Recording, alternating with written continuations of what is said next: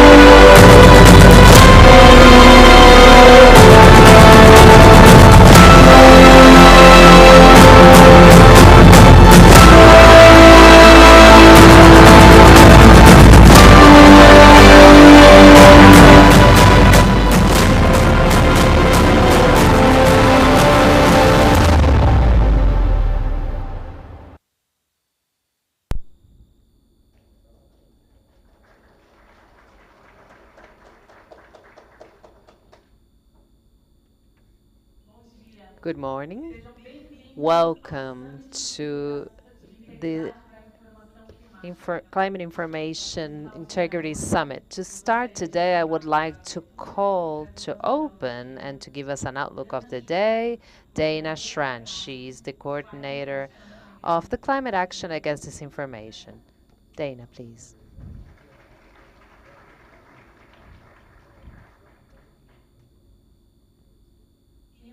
Ahmed, CEO do Center for Countering Imran Ahmed, CEO for the Center for Countering Digital Hate.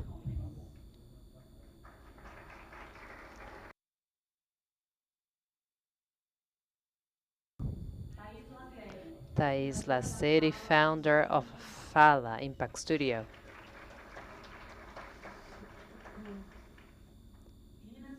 Nina Santos, head of the Special Advisory Office at the Secretariat of Social Communication of the Presidency of the Republic of Brazil and Deputy Secretary at the Secretariat for Digital Policies. And Adalto Soares, Communications and Information Coordinator of the UNESCO Representative Office in Brazil.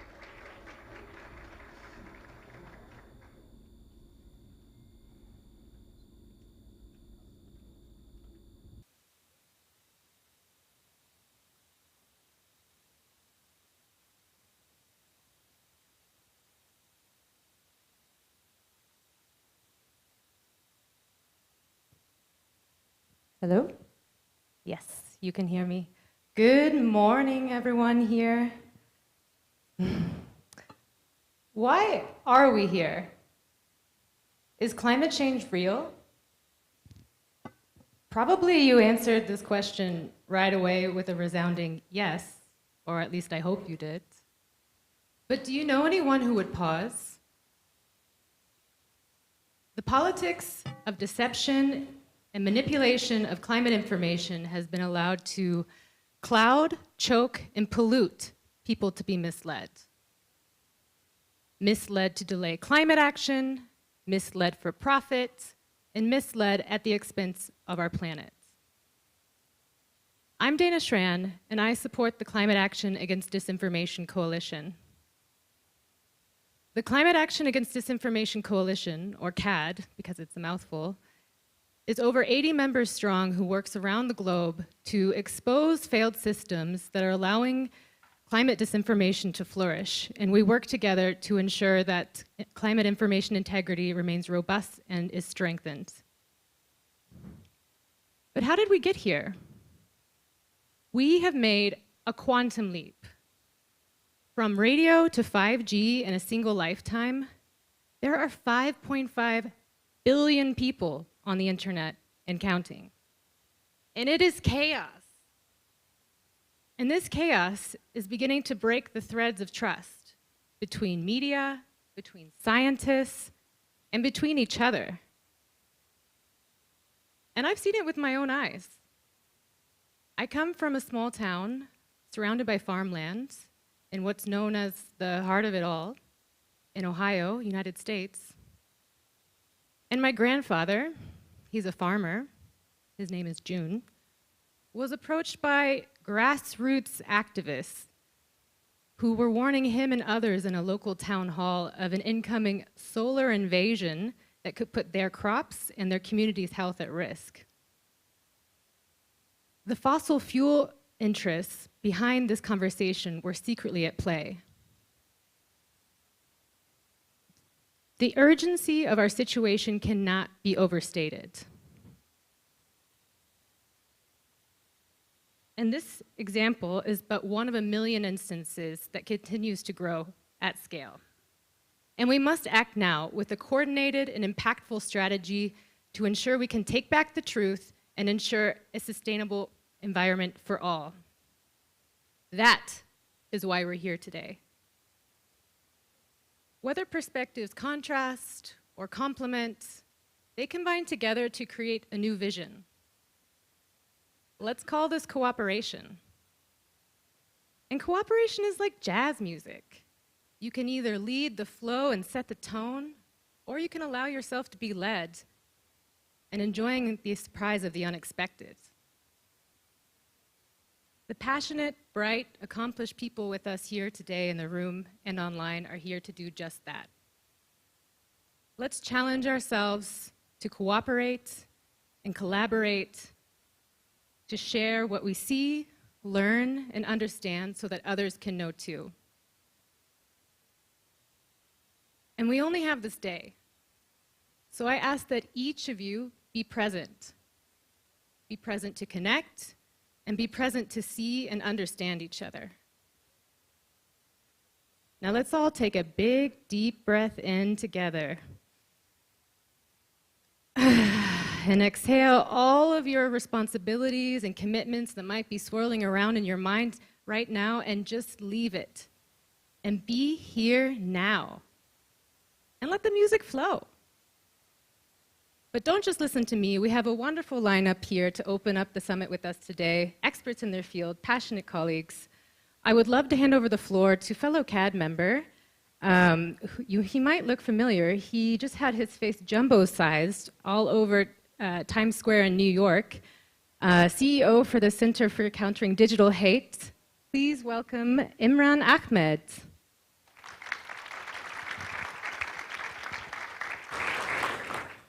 Good morning, everyone. I just want to make clear that I did not personally ask to have my face put on Times Square.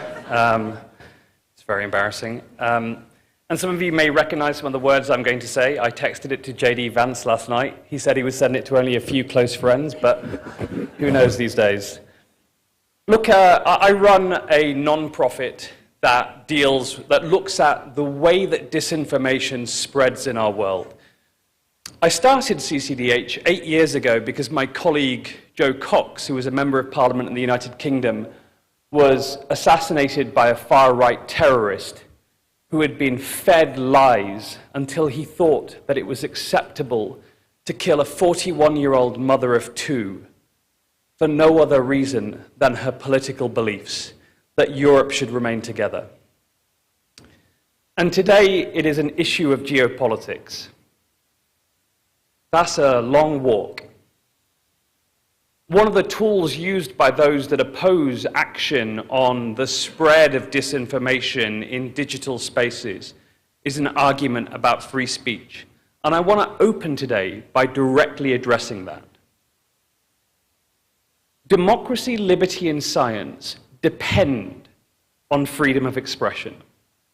The fathers of free speech, Milton, Locke, Madison et al., they understood this clearly. They knew our societies could not flourish without the right to speak, challenge, and dissent.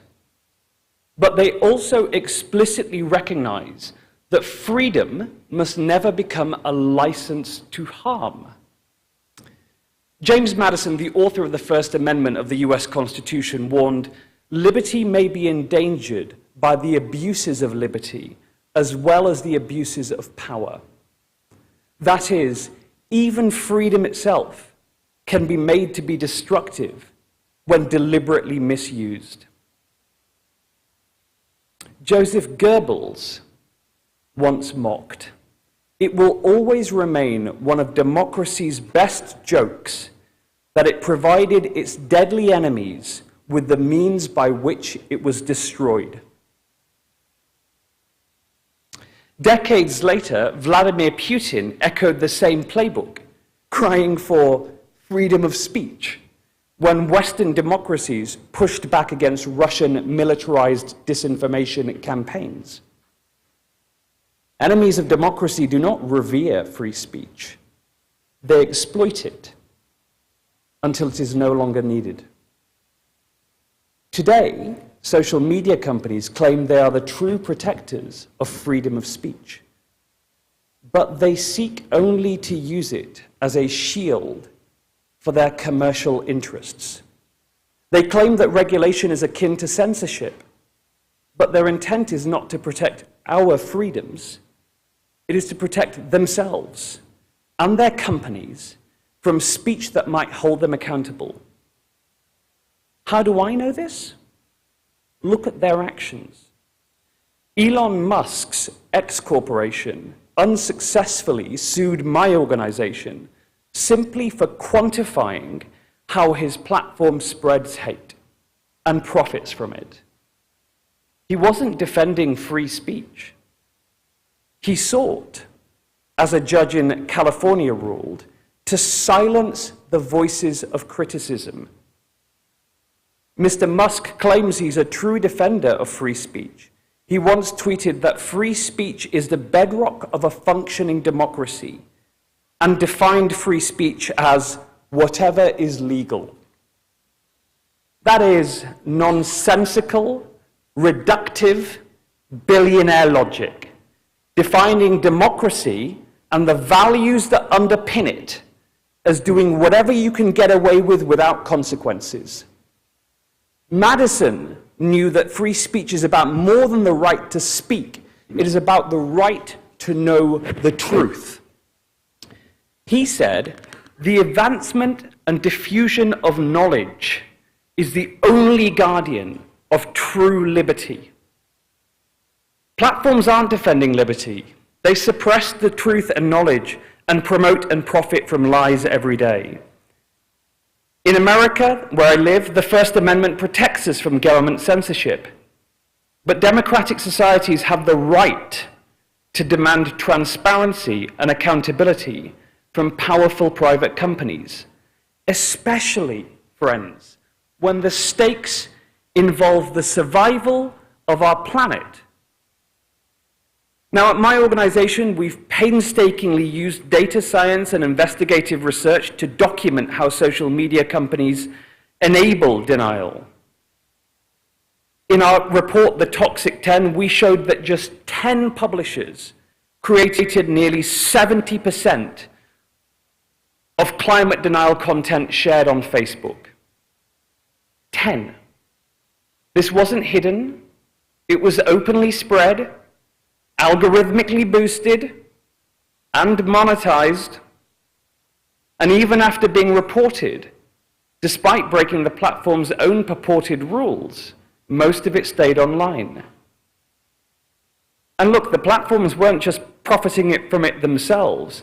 They were sharing those profits back with the cynical producers of these lies. You see, that's the point.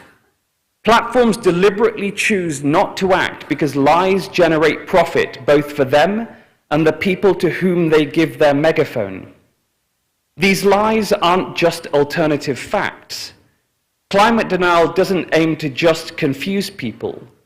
It is designed to quite precisely and cynically delay action, as our 2024 report, The New Denial, shows, to damage trust and sabotage cooperation precisely when the world needs unity most. This isn't freedom of speech, it is deceptive manipulation. Social media today isn't a free exchange of ideas.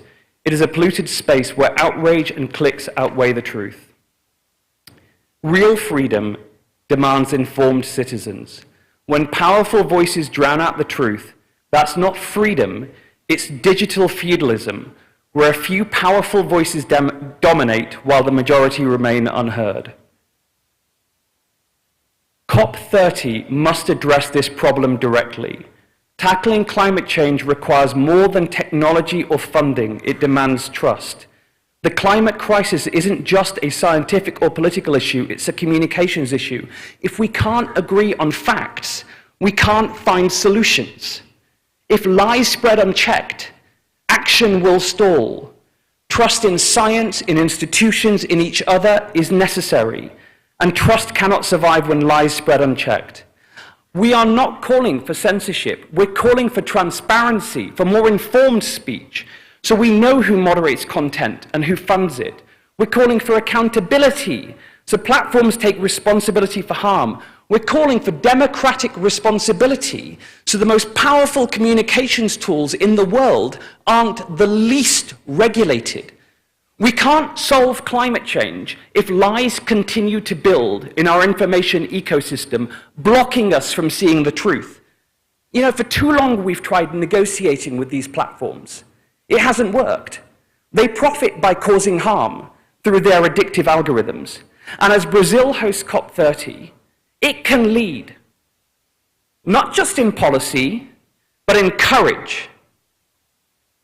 We can't protect the planet unless we first protect the truth. The time to act is now. Inaction means environmental collapse, societal breakdown, and the erosion of democracy, as Brazilians know only too well, itself. Friends, I have a 6-month-old daughter at home in Washington. Her smiling face is the last thing I saw before I left.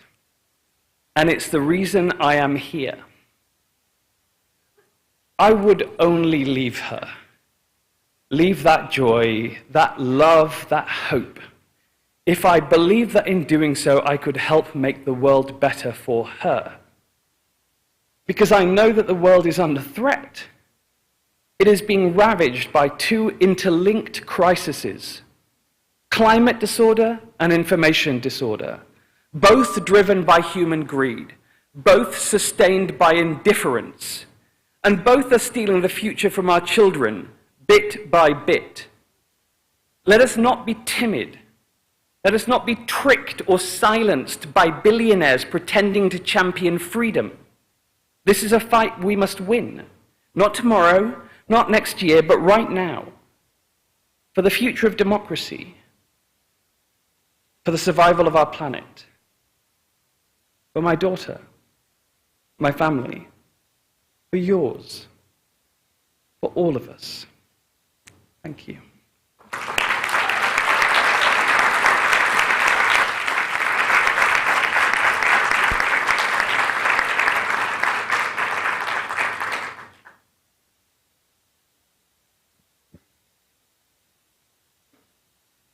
And now we would love to hear from Nina Santos from CICAM, from the Brazilian government. The floor is yours. Olá a todos e todas. Hello, everyone. Good morning. It's a huge challenge to speak after these opening words.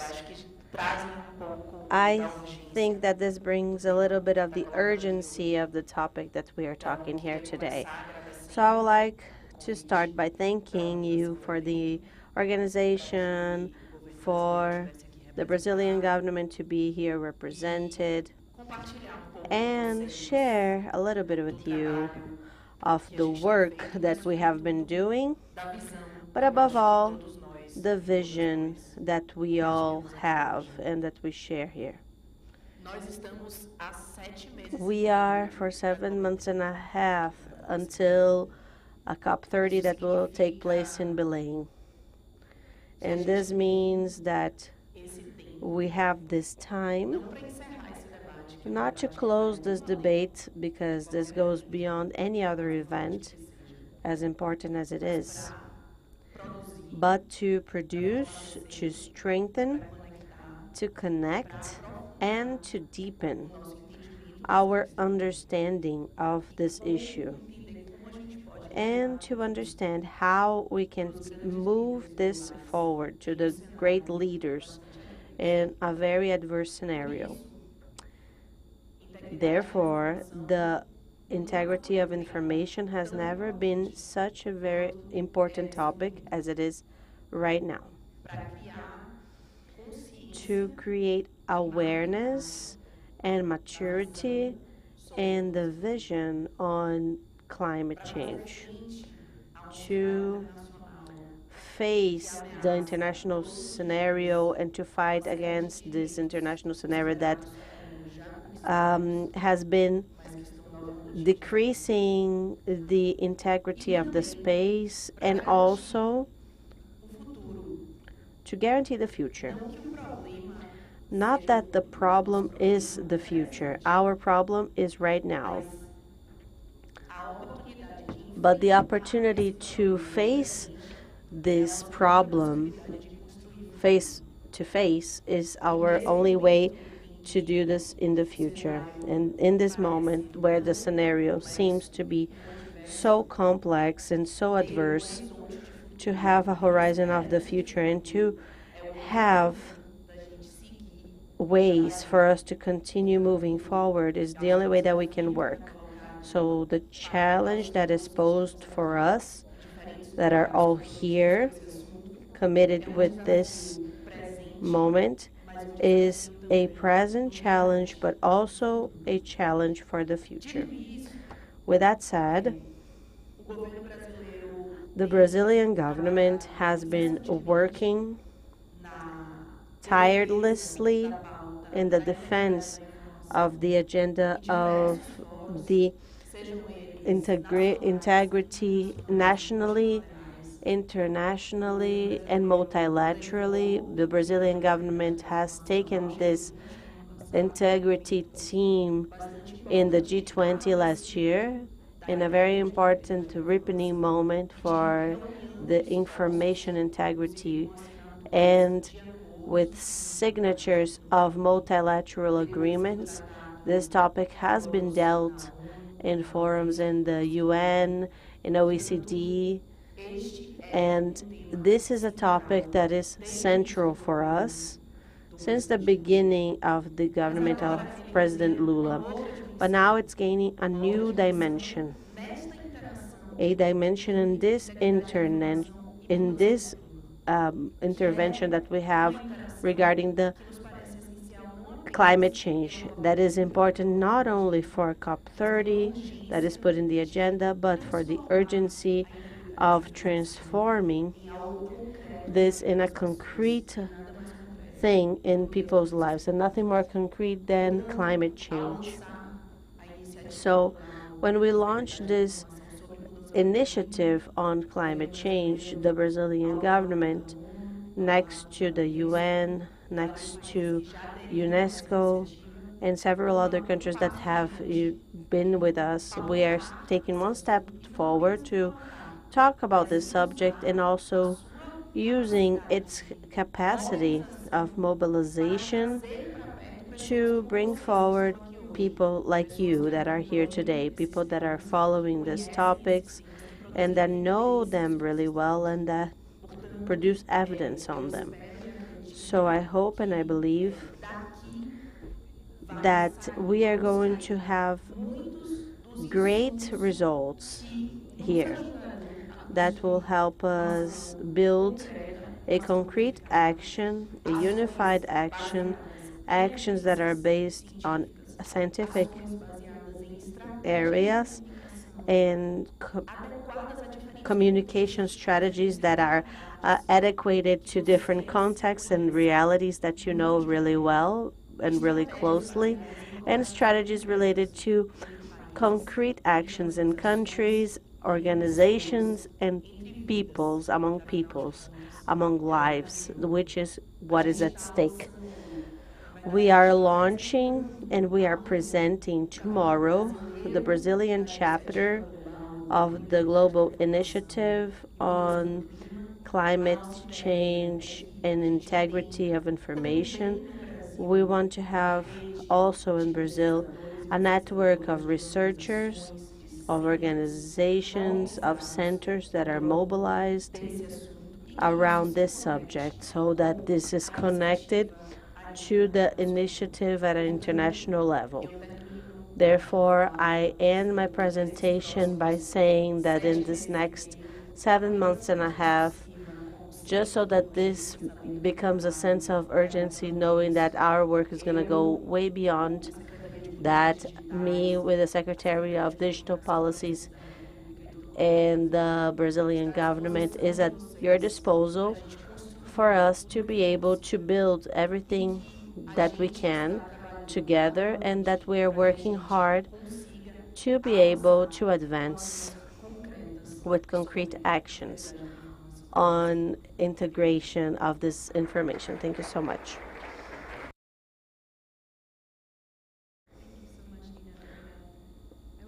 Floor now to Adalto Soares from UNESCO. Floor is yours.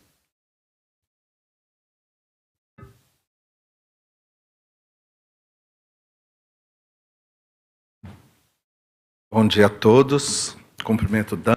Good morning, everyone. I would like to thank Dana, Imran, Thais, and Nina in this opening panel.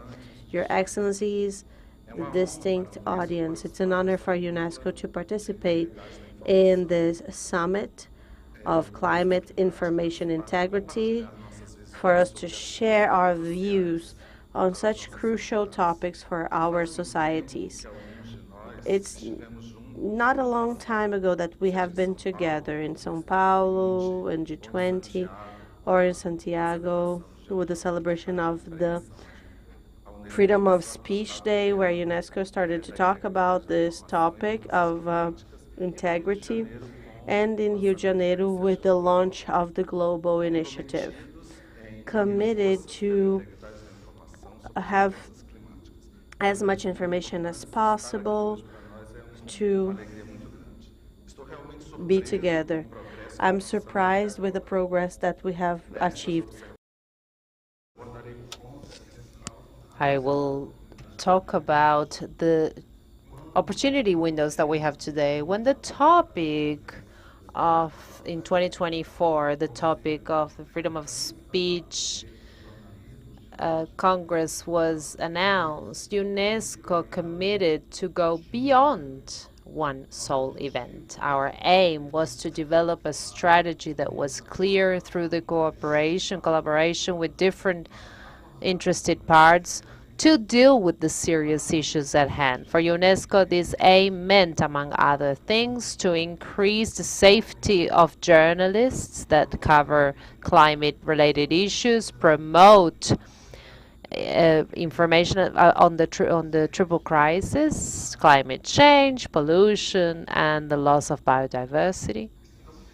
We are happy to see that our call made an impact and meant that we can take concrete action today. The fact that we are here today for this week to discuss the global initiative for the integrity of information on climate is evidence of that.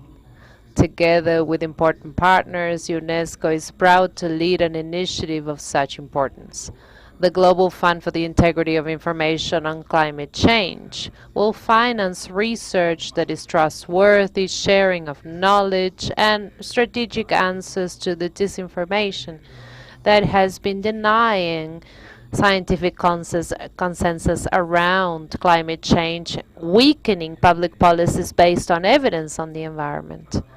The work will be anchored on 3 points. Firstly, to connect international networks and investigative journalists in the North and South, create a strategy for policymakers, media, and educators on ways to answer on disinformation on climate change in an efficient manner, and 3 campaigns directed to neutralize the disinformation and the strengthening of the public trust on issues related to climate. The seriousness with which we deal with these challenges is not too much. Our analysis assesses that over the last 15 years, journalists were attacked in at least 749 times as they were talking about climate-related issues. 44 journalists lost their lives in tragic manners, as it was highlighted by our observatory. The attacks occur in many ways, and they are committed by different actors. We should not forget globally women journalists who are subject to more threats. Climate disinformation and the distortion of facts on global warming and scientific consensus are also becoming stronger in social media. When the facts are distorted, the democratic support to necessary measures is hindered. Therefore, it is crucial to have integrity of information on these issues. To face these challenges, UNESCO published the global guideline for information as a public good before the environmental crisis. This guideline has our initiatives towards COP30. It was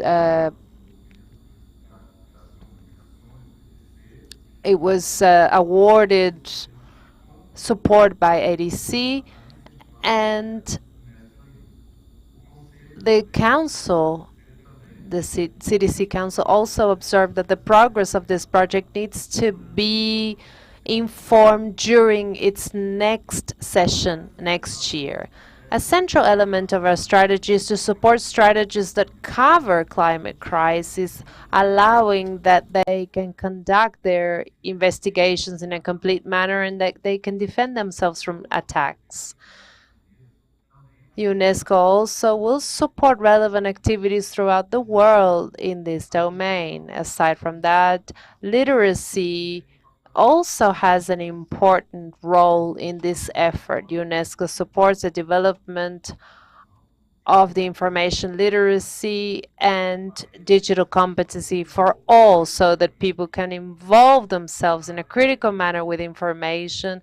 They can serve the online environment with safety and guaranteeing that there's trust in the information ecosystem and digital technologies. This literacy provides an essential toolkit to face the 21st century, including the proliferation of fake news, disinformation, and hate speech. The decline of trust in the media and digital innovation, and also AI.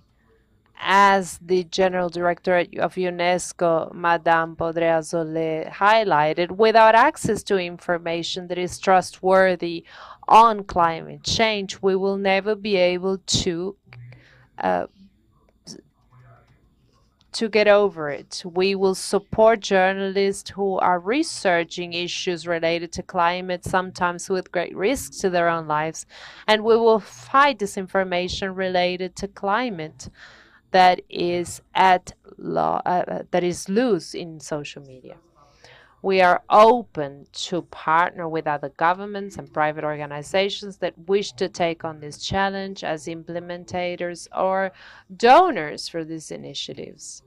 Together, we can improve the integrity of information and translate them into actions to deal with one of the most important crises that humanity has ever faced. Thank you.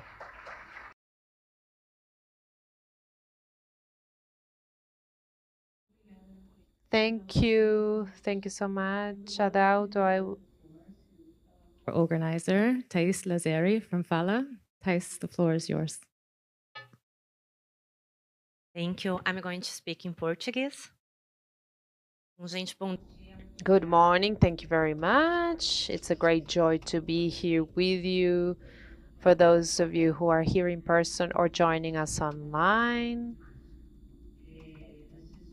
Before I begin, I would like to introduce myself and conduct my self-description. My name is Thais. I am a woman, dark-haired, I'm 1.56 m, and I'm wearing red clothes. I created Fala 5 years ago after almost 20 years talking about stories and about human rights violations. I believe that these stories can impact, and I think that common people can change people's lives. Along that journey, I became interested, and who talked to me heard this word throughout the pandemic with attacks to the STF and families who refused to vaccinate their children. I saw something, and that's how the company started. That's how the NGO started, because everyone knows how lies work. When we look at climate and the environment, what we discovered is what I call productive lies chain. When we talk about climate, we talk about migration, health, economy, education, territory demarcation, agribusiness, faith, the environment, and human rights. And I'm very happy to hear people talking increasingly about human rights when we're talking about climate, because at the end of the day, we're always talking about the life of someone. I wanted to tell you a little bit about this lies productive chain. For it to work, it needs raw materials. The easiest one, because there's no commitment to truth or with the final consumer, a lie can viralize. Or greenwashing, a lie that is touched. Then it goes into a multi-channel system, whether it's platforms, messaging platforms, or websites, where lies circulate 70% faster than information that is true. We have the actors that I call the professional liars, who work oftentimes in an articulate manner. They're specialists in climate? No, of course they're not. And then there's us. We give influence, power, and money to this chain. Today, as we're here, millions of lies continue to be created and spread, monetized, and used as weapons. There are entire families of lies, those that talk about non-existent solutions for climate, that the impacts of climate change are not that serious, that the climate movement is not trustworthy. Let me tell you two stories.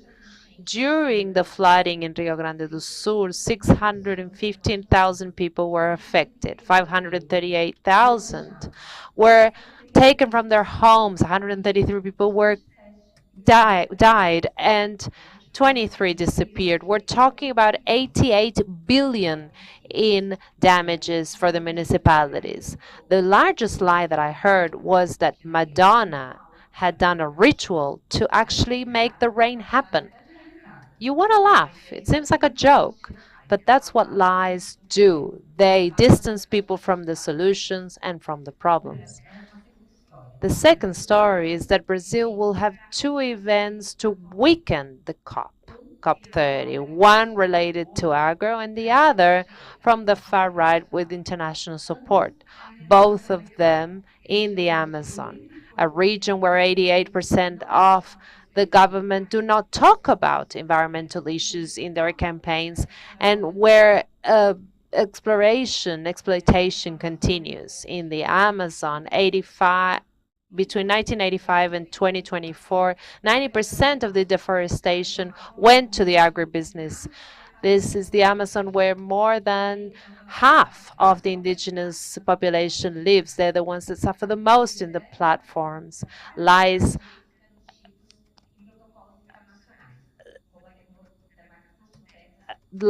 take to attacks, and it arrives at the territory in many ways. Many of you don't know what Coma Valley is across next to your home because you're defending the demarcation of lands.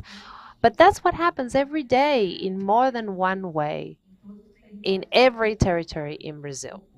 The cost that a defender has for their own life in the country that is the second where more defenders are killed.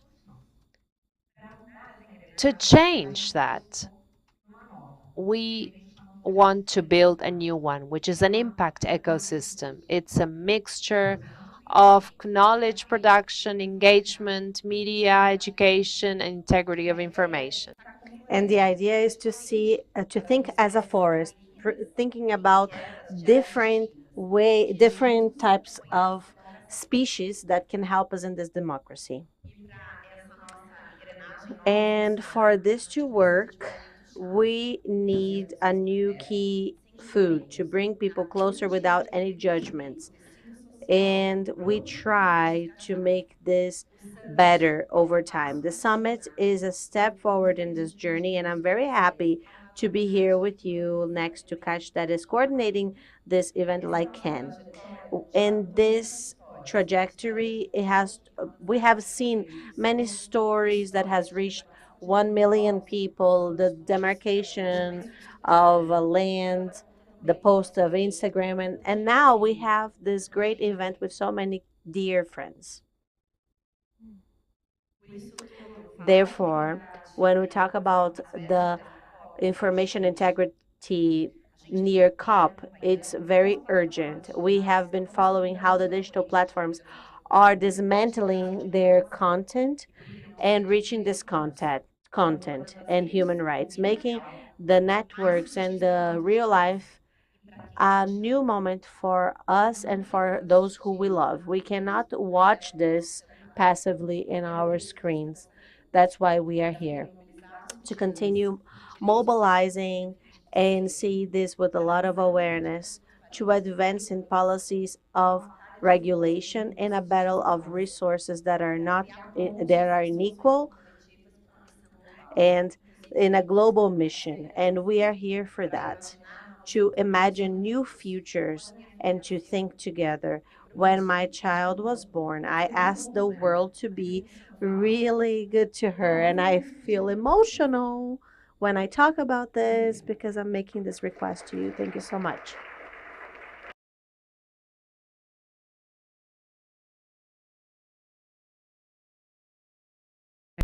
Beautiful words, and beautiful words from each of you. Thank you so much to all of you for opening the summit today. Please give them a round of applause. And I would love to hand over the floor to our first event of the day. Thank you so much.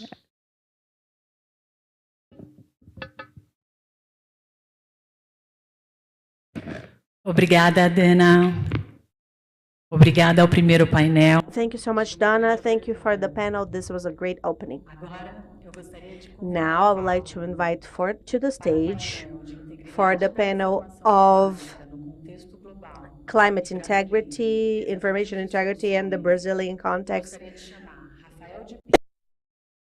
Challenges and solutions. I would like to call Rafael de Pino, project coordinator from FALA. Charlotte Scadden, senior advisor on information integrity from United Nations. Jake Dubbins, co-chair of Conscious Advertising Network. Ken.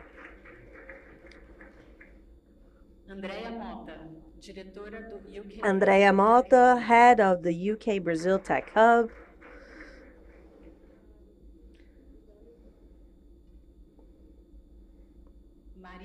Maria Busdogam, counselor, economy, industry and digital transformation at the delegation of the European Union to Brazil. Rafael, the floor is yours. Thank you so much. Good morning, everyone. Good morning for those that are watching on YouTube or Instagram. For those who want, the Instagram is always on this side. Brazil now is the center of the discussion of the climate integrity and information integrity. Last year, at the end of last year, we were at the launch of the regional initiative that was done with the United Nations and UNESCO in the meeting that we had in G20 in Rio de Janeiro. We work with Chile, Denmark, Morocco, France, and we have been working together. It's fundamental for us to count on you for this conversation. I consider this a unique conversation and to bring all the looks to Brazil because the climate integrity and this type of conversation is really important for us because we have the quantity, a lot of quantity of memes and the use of social network. We don't have any regulation of the users and the information that is produced, and we have continuous production here. And throughout the world, we have attacks to scientists and climatologists in the world when we have some other actions that are against what we are doing. We have a lot of greenwashing as well. We have all of that, but Brazil is also a place where a lie can make someone die on the forest because of this. And we are combating this disinformation. And it's the same country that needs urgent ways to facing this. This is an opportunity that we have in this roadmap for COP30, and the Brazilian protagonisms and the activists are going to be here to talk about this for this opportunity to not be wasted. That's why I would like to ask the first question to the panelists. Brazil has assumed a leadership role in the international initiative on climate change conversations. How can COP30 be taken into account to transform this international agreements and commitments taken forward? So I'd like to listen to Charles Cadden on this. Good morning.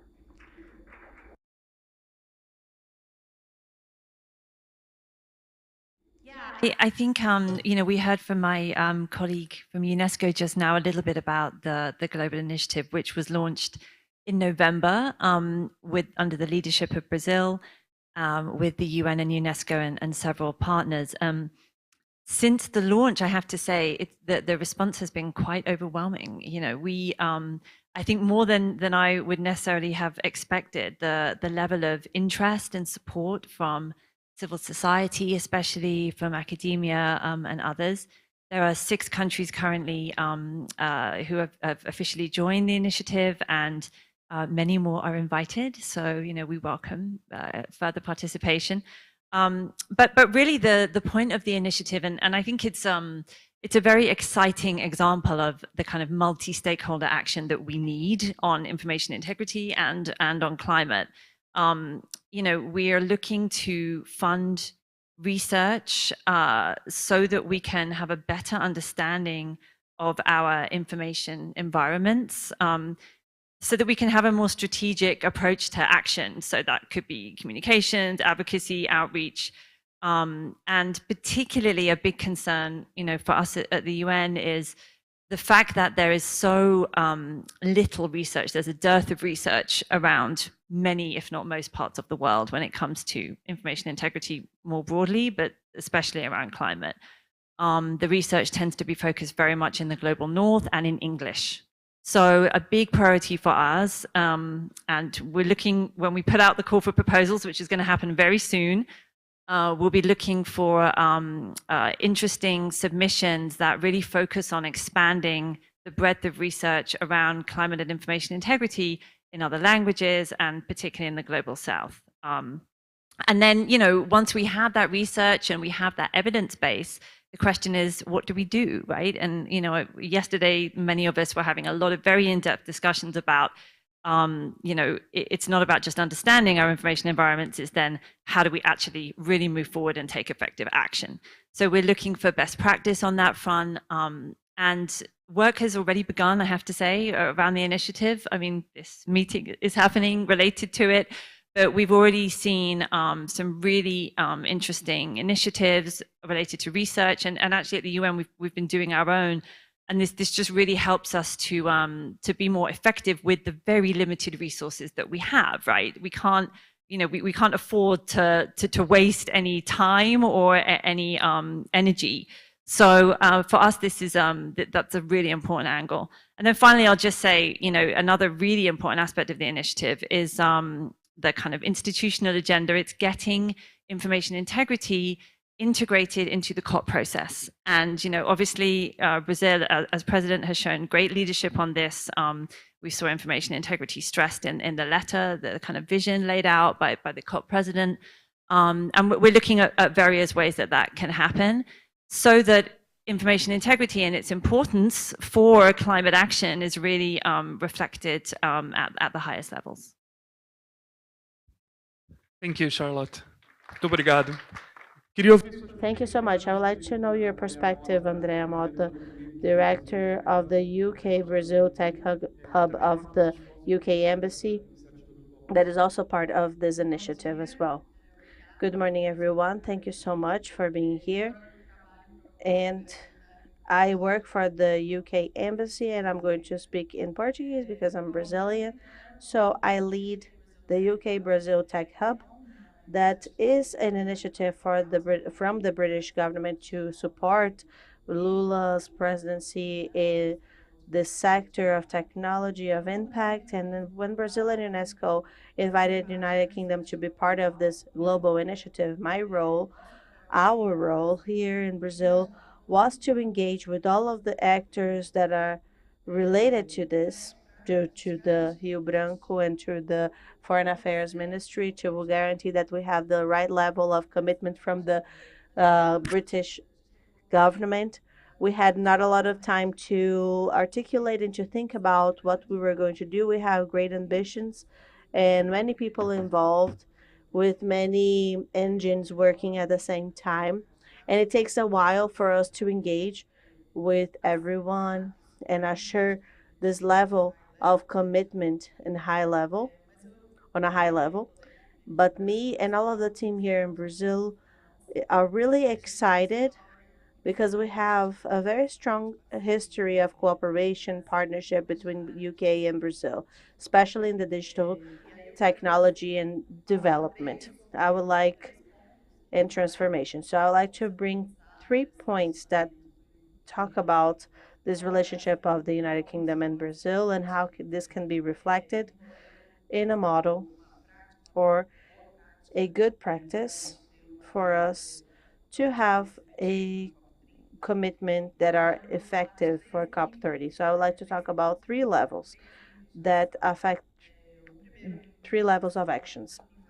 At a national level, where we can assure that the groundings of the policies that we have here have a strategy that are very well understood, very well designed nationally, and well done. The second one would be to find and to reinforce this level of cooperation bilaterally and also minilateral for us to develop this relationship and for them to be more practical and not just theoretical, so that we can act at a multilateral level with commitments that are more concrete in COP30.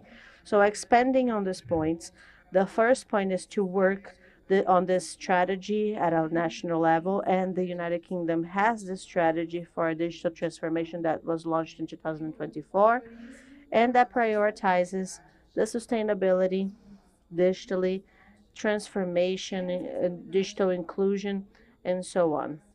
It includes the digital economy, and it's a practical event of how the United Kingdom sees the digital transformation through a more holistic lens. And we understand that to have a digital transformation, we need to have digital inclusion and to include those 2.6 billion people that don't have access to internet. And without digital democracy and without digital inclusion, without these skills, digital skills that not only is about making people access this digital knowledge, but also to make this more feasible when it comes to disinformation, misinformation, or climate information. So this holistic view and our bilateral cooperation is the second point. This bilateral cooperation, that is a digital strategy that was really well commented, makes us have the freedom of co-creating products that can respond to the needs that we have in Brazil. And we're not bringing anything that is only in the United Kingdom for the United Kingdom and that cannot be translated into the Brazilian reality. So we co-create and we work very closely to the government and with the civil society to create the initiatives that are specific and that are going to be created from this cooperation and will help us in this initiative globally. Some of our projects, I'm almost concluding, some of the projects that we have are to help Brazil to create a network of integrity of information, climate information integrity that will gather civil society, the media, and the scholars to help us and reinforce that to COP30. So when we help Brazil to create this network, we also strengthen this initiative in the creation of this initiative that is proposed by SECOM, as well as the Porters Without Borders, that will help us to create a way for us to have models for the Reporters Without Borders and having the journalism in a better communication. So we are also working with these initiatives with the Brazilian government and the Reporters Without Borders, and also to empower the media that are led by people that are not so represented in this ecosystem and that usually have a problem of having resources, and we are trying to empower these ones that are led by Black people or indigenous people. We're talking about a diversity of this media, and we're here to think about all of the problems that we have in this ecosystem, especially when it comes to sexism and racism and all of the layers of exclusion that we have here. I think that I'm going to advance during the discussion. Thank you so much, Andrea. I would also like to hear Jake, that was in the launch of the Global Initiative last year in Rio de Janeiro, an opportunity where he talked about greenwashing of the petrol companies, and he has understood this closely. Thank you so much. Hi, and thanks for everybody being here. So yeah, just to repeat, Charlotte, the COP president, Andre Anaha Correo de Lago, said that the COP presidency will work closely with the UN Secretary General on raising climate awareness and political momentum around NDCs, on promoting information integrity about climate change, and on fostering public mobilization, including in the context of the partnership between SG Guterres and President Lula. I think it's so important that this COP also focuses on involving the business community and bringing the business community into the fact that the business community are both funding and also propagating greenwashing and disinformation through the information ecosystem. So there are three threats, many threats to COP. We've heard some of them already, but three that I wanted to articulate. So one of the commitments at the last COP was to triple renewable energy capacity. One of the groups I work with, ACT Climate Labs, has done a piece of research into disinformation about wind technology in 4 different countries, so Brazil, Argentina, the UK, and Australia. And here in Brazil, amongst some very legitimate concerns of local people about how renewable technology is rolled out, there is also a lot of narratives like renewables are expensive, more expensive than fossil fuels, environmental organizations have hidden foreign agendas, not to mention other foreign fossil fuel companies that have actual agendas, and greenwashing by big oil with science influencers.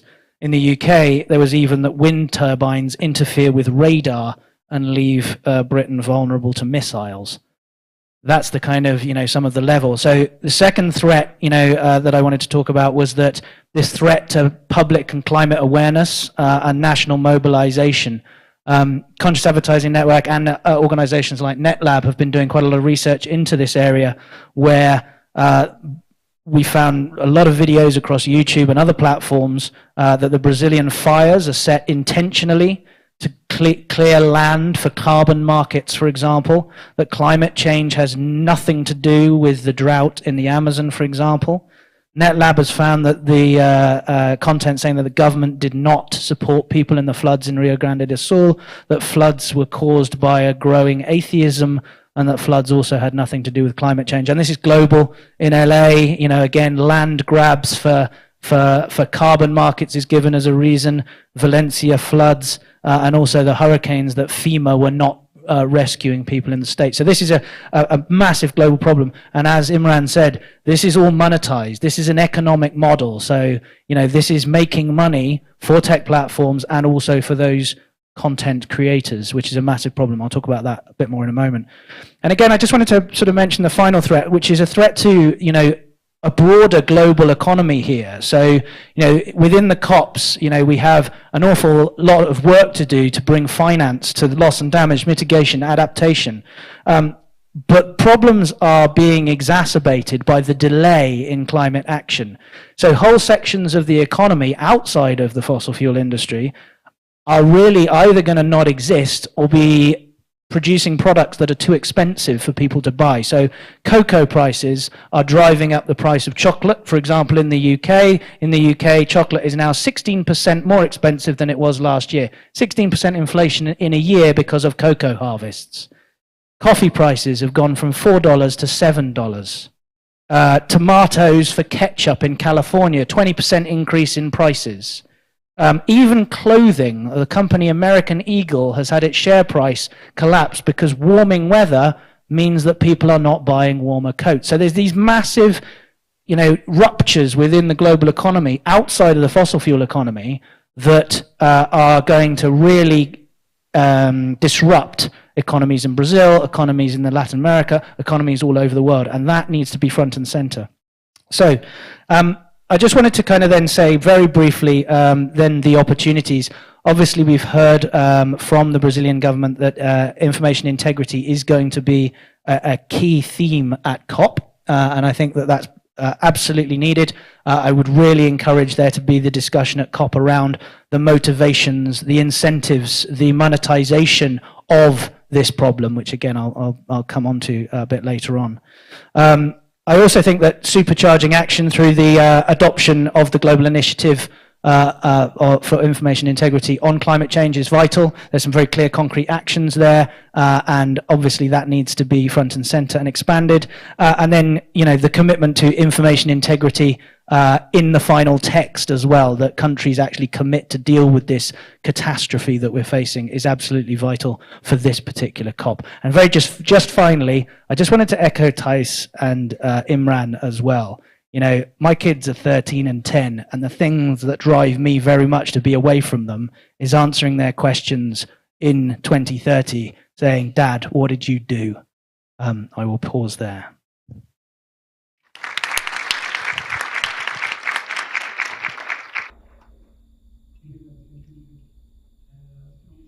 Finally, I'd like to hear from Maria Busduga, representative from the European Union delegation in Brazil. Thank you. Good morning, Rafael.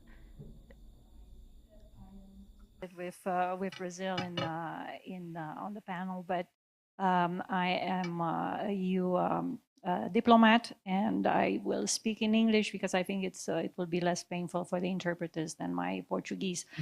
And I want to thank the organizers of this event, FALA, the Conscious Advertising Network, and Climate Action Against Disinformation Coalition for including the European Union in this panel, and also salute my distinguished co-panelists.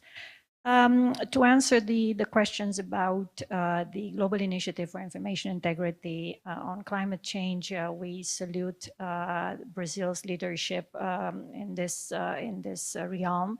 And we think the Global Initiative is both welcome and timely because it brings critical attention to the growing impact of climate disinformation, which is reflected already in undermining public trust and polarizing the debate on the topic, which in turn can and it has led to stalling urgently needed climate action. The EU has been approached, like other countries, by Brazilian authorities to join this global initiative, and we are clearly very much aligned with the objectives of this initiative to address disinformation on climate change and enhance climate change awareness and action. My colleagues in Brussels are exploring the feasibility of possible modalities under very, very complex EU financial rules for the EU to contribute funds to the Global Fund to be managed by UNICEF.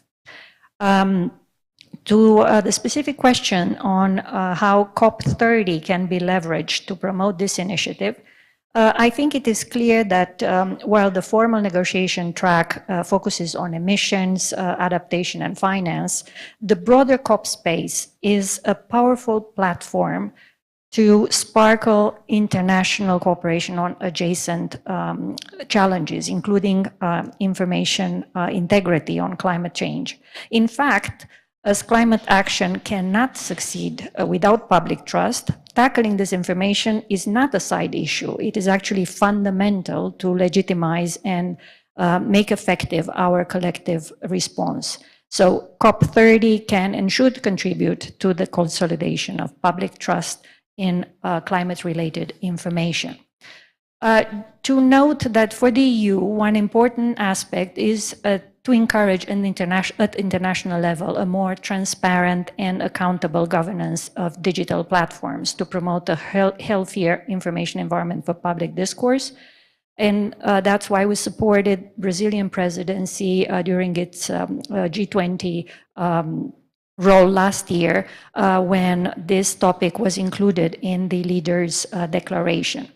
And coming back to the COP30, we think it presents a unique opportunity to elevate and amplify the global initiative for information integrity on climate change by using the global spotlight to rally support for practical responses and expand the donors base for the Global Fund. And as I mentioned, we hope to be able to respond to Brazil's invitation following our assessment of feasibility of EU contribution to the fund. But let me reiterate again that we fully support the objectives of the initiative. Thank you. Eu que agradeço, Maria. I will continue with you. I'll ask a question to everyone actually, but I wanted to hear Maria first on this topic. What are the challenges that are more significant when combating multifaceted nature, and what are the solutions, collaborative solutions that could be implemented by governments and by civil society? Could be. Climate disinformation poses many challenges, as we all know, by undermining public support for climate action. And this way, disinformation really threatens policy development and policy implementation. A second category of challenges is that it delegitimizes the public climate action, which is based on a democratic mandate.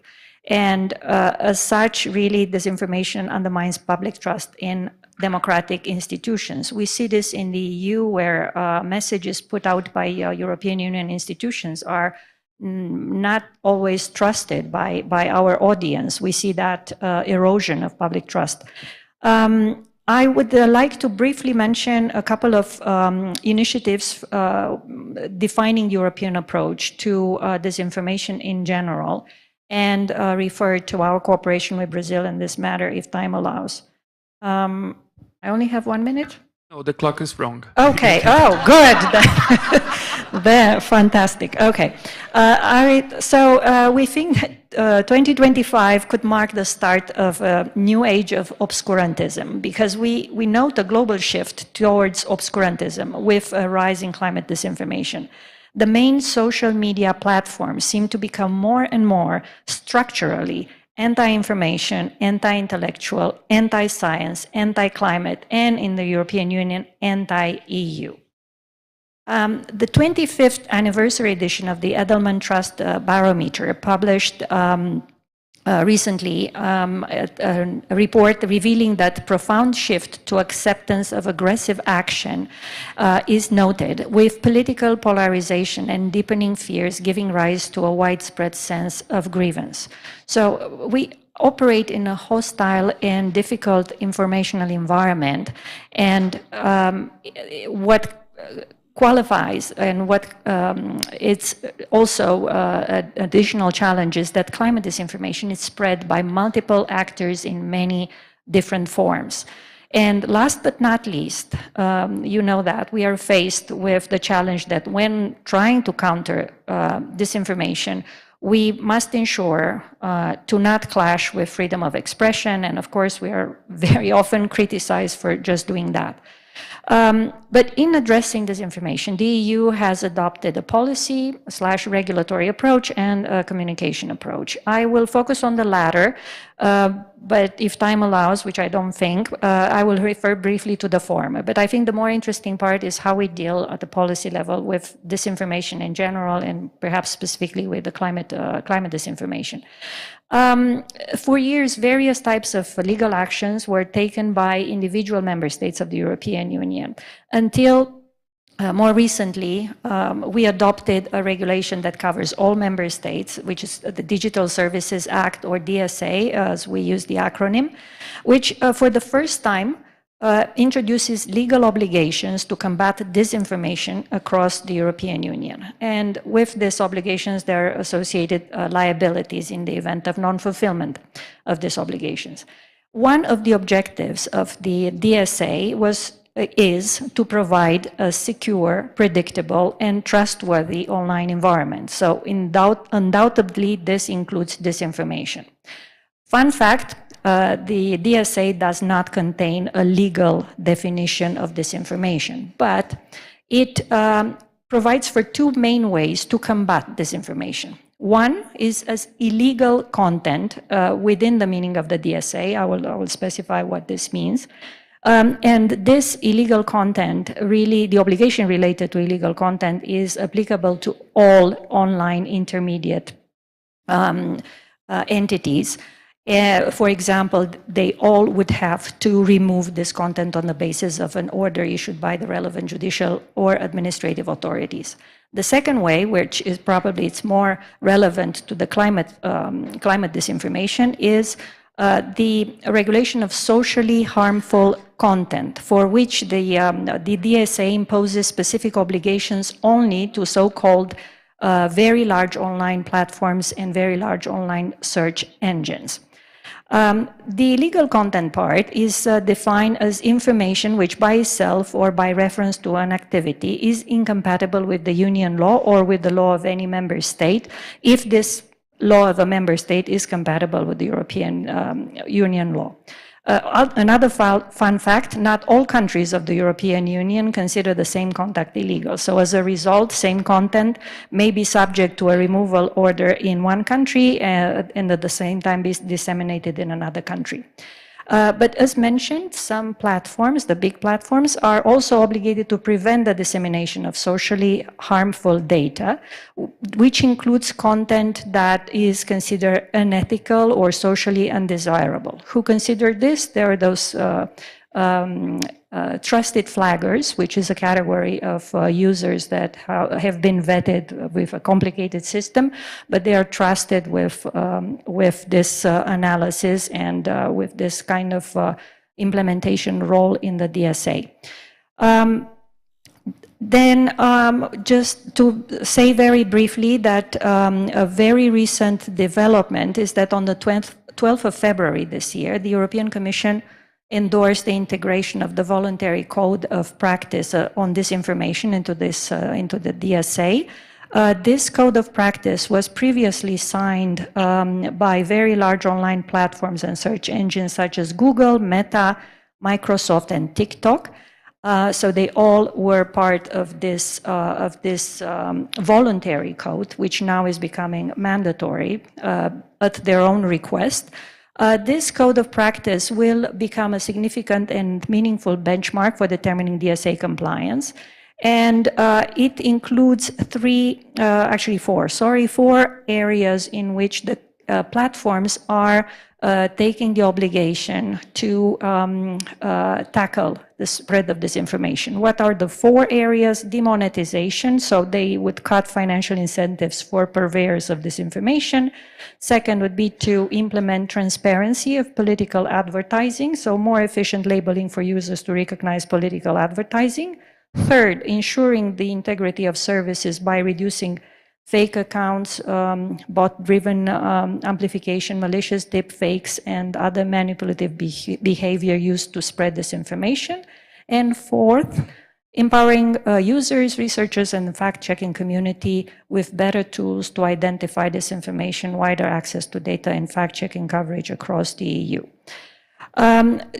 Time is up, but I wanted to speak just super briefly on our cooperation with Brazil on this. Just as the UK, we have been following with great interest the legal initiatives in Congress and the Supreme Court analysis of the constitutionality of Article 19 of the civil rights framework. We have brought EU experts to present the EU experience both in Congress, and we are now planning to attend an event in the Supreme Court to share the experience of the EU with implementing the DSA, because we always hear from platforms that you cannot really regulate them because it's too burdensome, but I think we proved we can regulate them, and to date nobody died. So we will stand ready to support and share our experience with Brazil and other countries interested in this, and especially on climate disinformation. I think we can learn from each other. Thank you. Thank you very much, Maria. Charlotte, queria te ouvir a respeito. Charlotte, I'd like to hear you. Back to you. Solutions on the combating climate disinformation and the importance of the international cooperation for these objectives. Thanks. Yeah. So I probably won't dwell too much on the challenges because they've already been quite well articulated. But I will say from the global level, global perspective, when you see how well established the strategy is in terms of risk to climate information integrity and more broadly, we're up against adversarial actors that are very well organized, well resourced, far more than we could ever be, and really have a very kind of broad reach. So when you're looking at it from the global perspective as we do, it can frankly feel quite overwhelming. However, I think there are many positives and mitigation and prevention measures that we can undertake. I won't talk too much about regulatory mechanisms because it's been explored already, but I just did want to stress that. Jake mentioned and I mentioned the importance of integrating info integrity into the COP process and elevating it there. Countries have committed to information integrity. There are many different ways that's happened through various international legal mechanisms, but most recently, in September, in the General Assembly, the Global Digital Compact was adopted, which has an entire section on information integrity. One of the specific actions in that compact actually is around calling for increased research around the impact of mis and disinformation on all of the SDGs, which of course includes climate, right? So that's a very specific commitment. We in the UN Secretariat, and actually it was really on behalf of the UN system, the Secretary General launched the Global Principles for Information Integrity last June, which we offer as a tool, as a resource to member states to help them meet those commitments in the Digital Compact. And already that's been taken up as an advocacy tool, and we really hope that's used by civil society and others to increase action, and also as states go about undertaking any actions, regulatory or otherwise. But I want to talk about a couple of. I think I want to move to some very specific measures, right? Because we can talk quite conceptually, but often the question we get when we're discussing these issues is, but what precisely can we do? And I think we come at this from my team and in the UN. Not just from the climate perspective, right? I am not a climate expert. I have many colleagues who are. But I think one real opportunity we have is to avoid taking a siloed approach, right? We can really learn from the experience of those working around information integrity related to elections, related to gender, related to peacekeeping, related to many conflict and crisis issues. And we ourselves, have a lot of learnings, right, from those different spaces that can be applied to addressing climate information risks. I will tell you that in all of the discussions I'm in around all of those different thematic areas and geographic contexts, there are far more commonalities than there are differences. Very much in terms of the tactics, techniques, and behaviors of the adversarial actors. We see the same thing happening across all these different spaces, even actually in terms of the narrative, right? And Jake mentioned, and Thais, I think, mentioned some of the prominent climate narratives. I mean, I think we could all add in, some, including about controlling the weather, which is a popular one recently. But we do see that, across all these different issue areas, they're kind of a variation on the same theme. And that theme is a constructed enemy, right? And us versus them. So I think it's important that we look at those behaviors, because actually the mitigation measures can then also be harnessed across different spaces. And when you're addressing information integrity in one space, in one thematic area, you end up addressing it in others. So what are some of those measures? I think how we go about addressing our messaging and all of our outreach and all of our communications, the tone and the language is so key. I mentioned that constructed enemy, that us versus them adversarial narrative trap, which I think is something that's actually quite easy to fall into, to reinforce without even realizing we're doing it, right? So as we're strategizing, we need to have that in mind.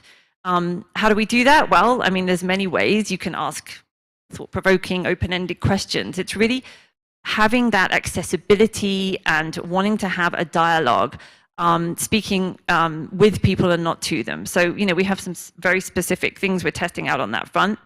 I think addressing information voids is key.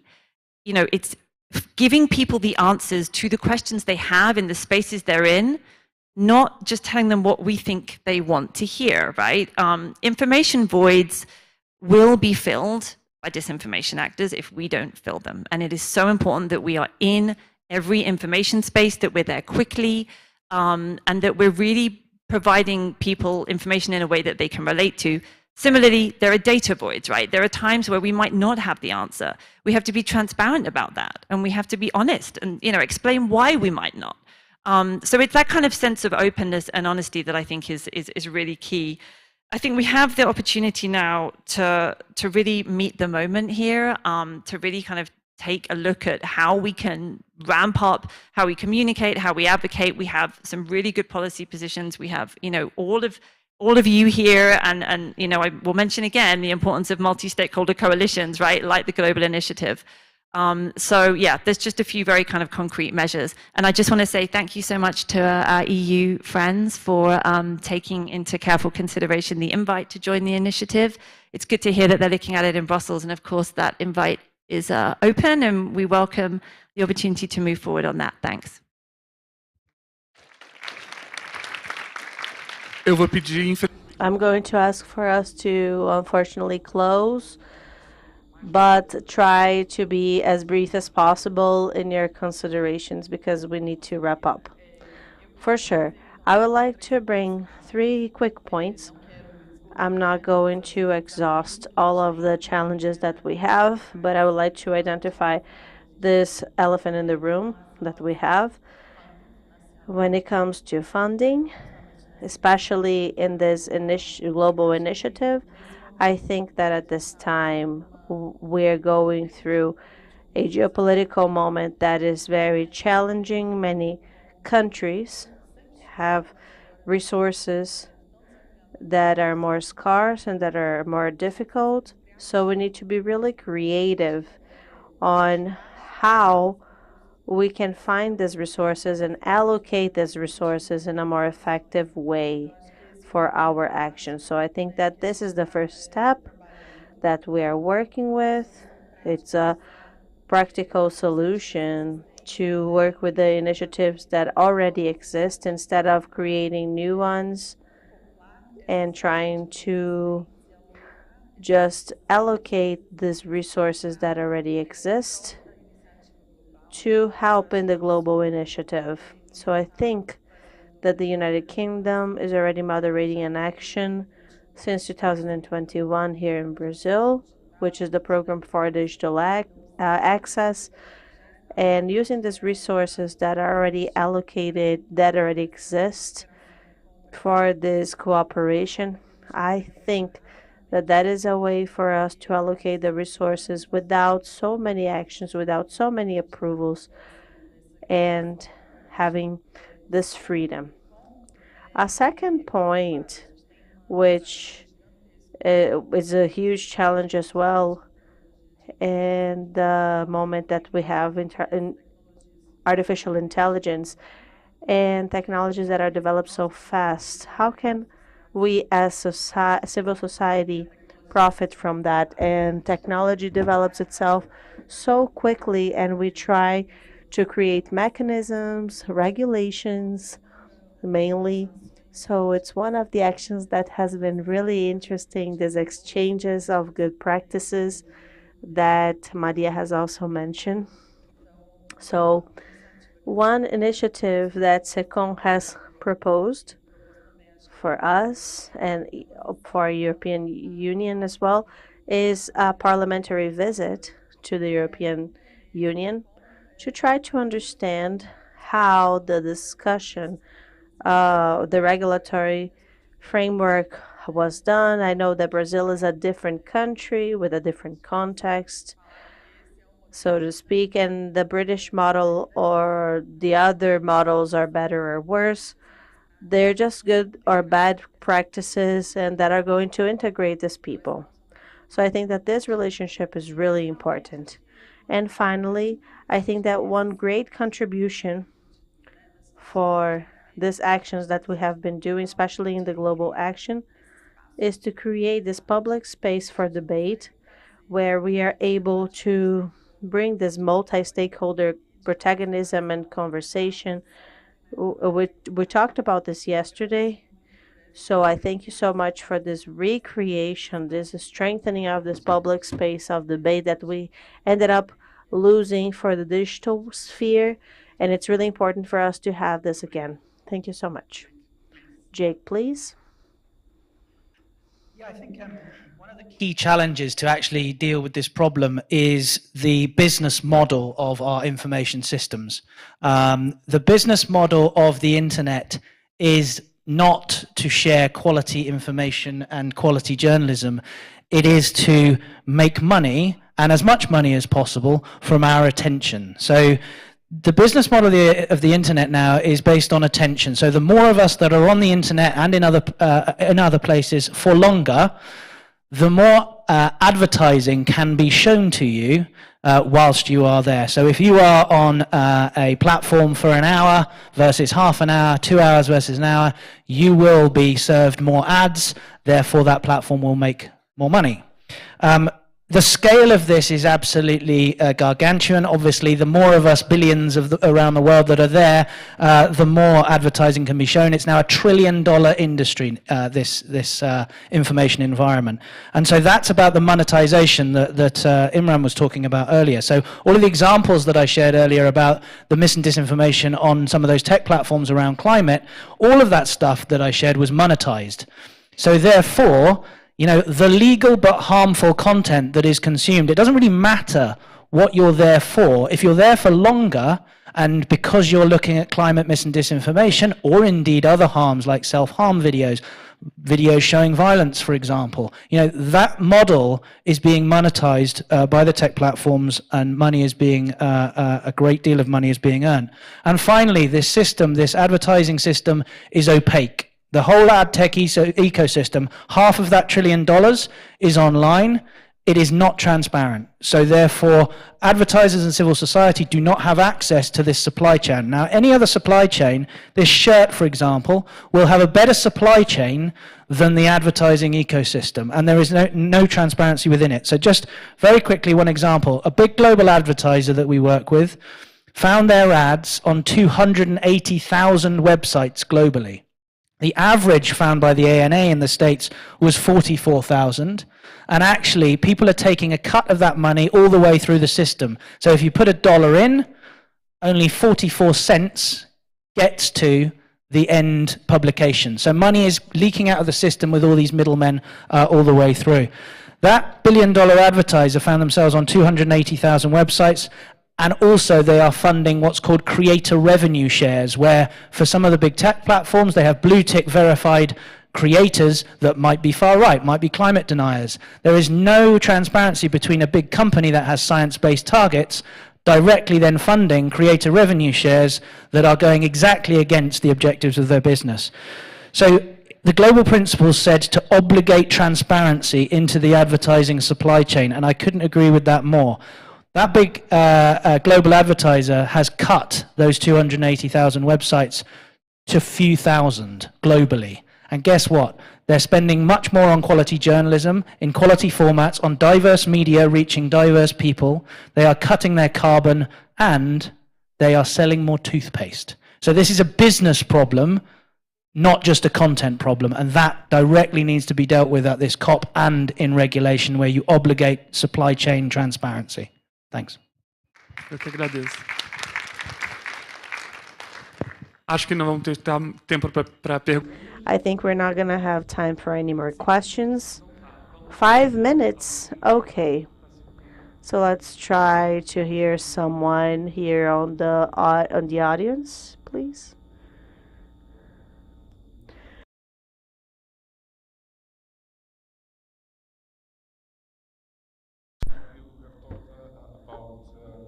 The communication, and one of the things that I did not see as a risk, as a challenge, is how to talk to the people. Eventually, all this misinformation is received by people, by Christians, by economists, by managers, or whatever. And we don't see this. We are talking, all the sites that I go that mention climate change, they talk technically.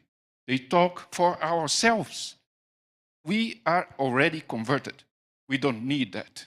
We need to find ways to go to the people. This is one of the challenges that I did not see covered completely. Just tangential, a little bit of Thais, a little bit of Charlotte, but not in deep.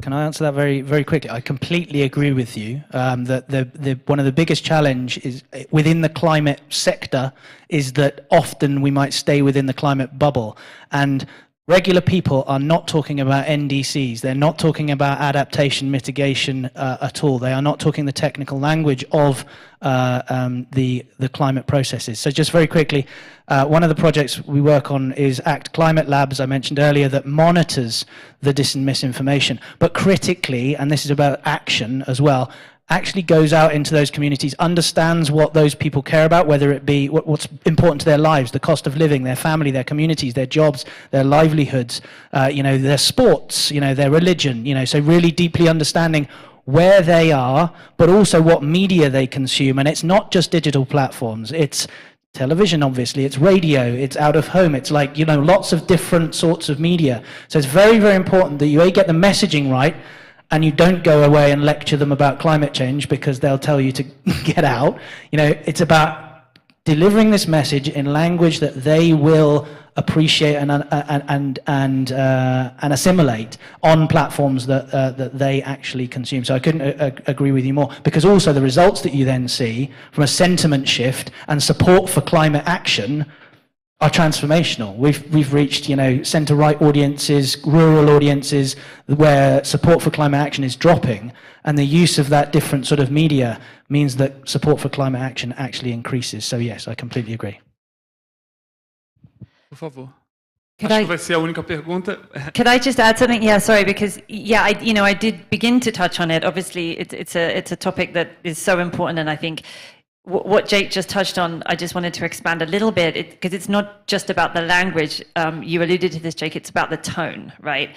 And it's about coming at this from a place of, we think of it in terms of humility and respect for people's positions, and the fact that it's not just about people having different views, it's about their belief systems and their values and the communities they're in and their identity, right? And how they relate to other people. So we need to tap into that and make sure that we're engaging with them in a way that is respectful. But as Jake said, you find those entry points. For instance, how do the values around climate action align with some of the faith-based and traditional values, right? That are so important in people's lives.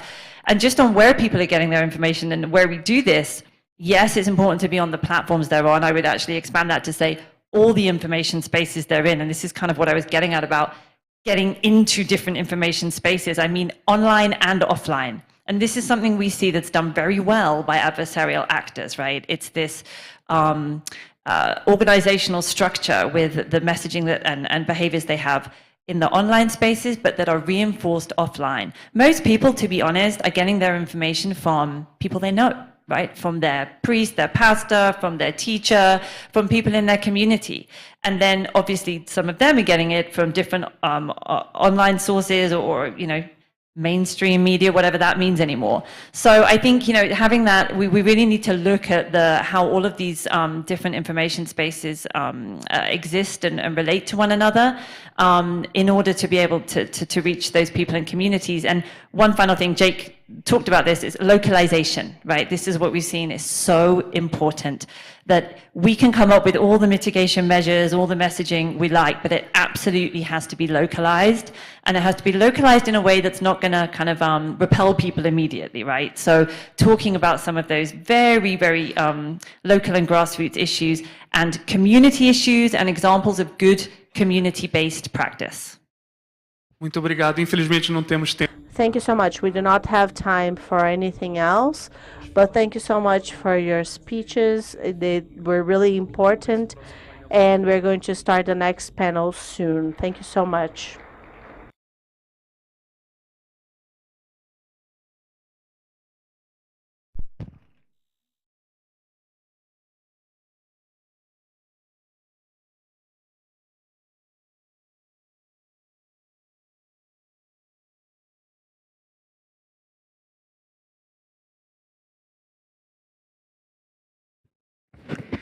Olá, dando continuidade. Hello, continue on with our event. I would like to invite to the plenary threats to information integrity on the eve of COP30. Thais Lazeri, the founder of Fala.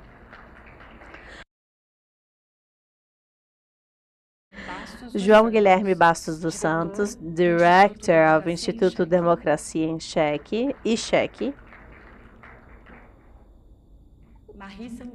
Marie Santini, Director and Founder of the Net Lab of the Federal University of Rio de Janeiro.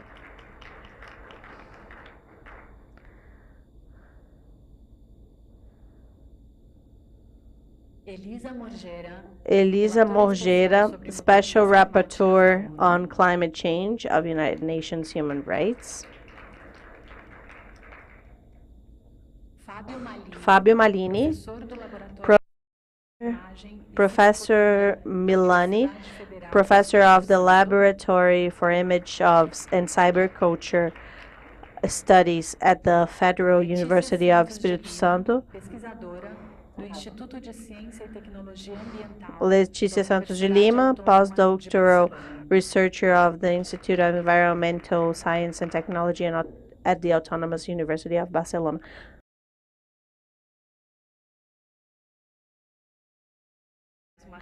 So I'd like to thank you so much for this encounter with so many people that we ended up getting to know after this journey. Thank you all so much for being here with us, sharing information, because this is one of the things. I am very happy because they are fighting with the same history. We have many cases here of how the knowledge goes beyond the classroom and it reaches Brazil and the world. I'd like to start with Fabio. Professor Milani, we adjusted because of his flight, so that's why he'll be the first one to speak. He prepared a presentation. whatever you prefer. I wanted you to tell us a little bit about the ecosystem of digital influence that you are mapping. Malini. Good morning, everyone. I would like to thank you for the invitation to participate of this type of such dear colleagues. And I wanted to, I'm going to stand. I am a teacher after all. I wanted to introduce you to a little bit of the process to identify the ecosystem, because I think one of the functions of the university is also to give transparency to its processes. In this case, for detection of studies, of data, and so forth. So there we developed, I think there's a little clicker. Okay. Thank you. This is nothing new for us at the lab. Since 2012, we've been collecting data on issues of climate. Every COP since 2013, we have data for them collected on Twitter, Facebook, especially those two networks that were the most popular at the time. So yes, there is an ecosystem specifically for the COP, a digital ecosystem. In 2016, when it happened in Glasgow, we still had data associated and collectible openly on Twitter. And you can see that it's a great map of users that took part of the different discussions on the COP26 at the time. And what's interesting to see is that the users were sort of grouped. They didn't speak individually. They sort of represent different collectives, and there is a strong presence of a community of English speaking or writing collective. I went too far.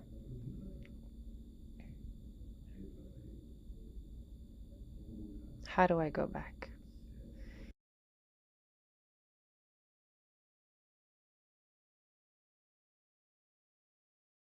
That's good, right? That it doesn't go backwards, it only goes forwards.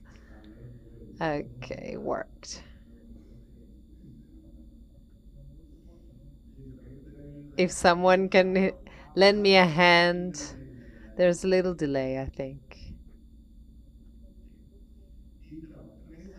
So these groups in some way help us understand how the conversations are led by different groups. In the case of COP, much led by activist, institutionalized organizations.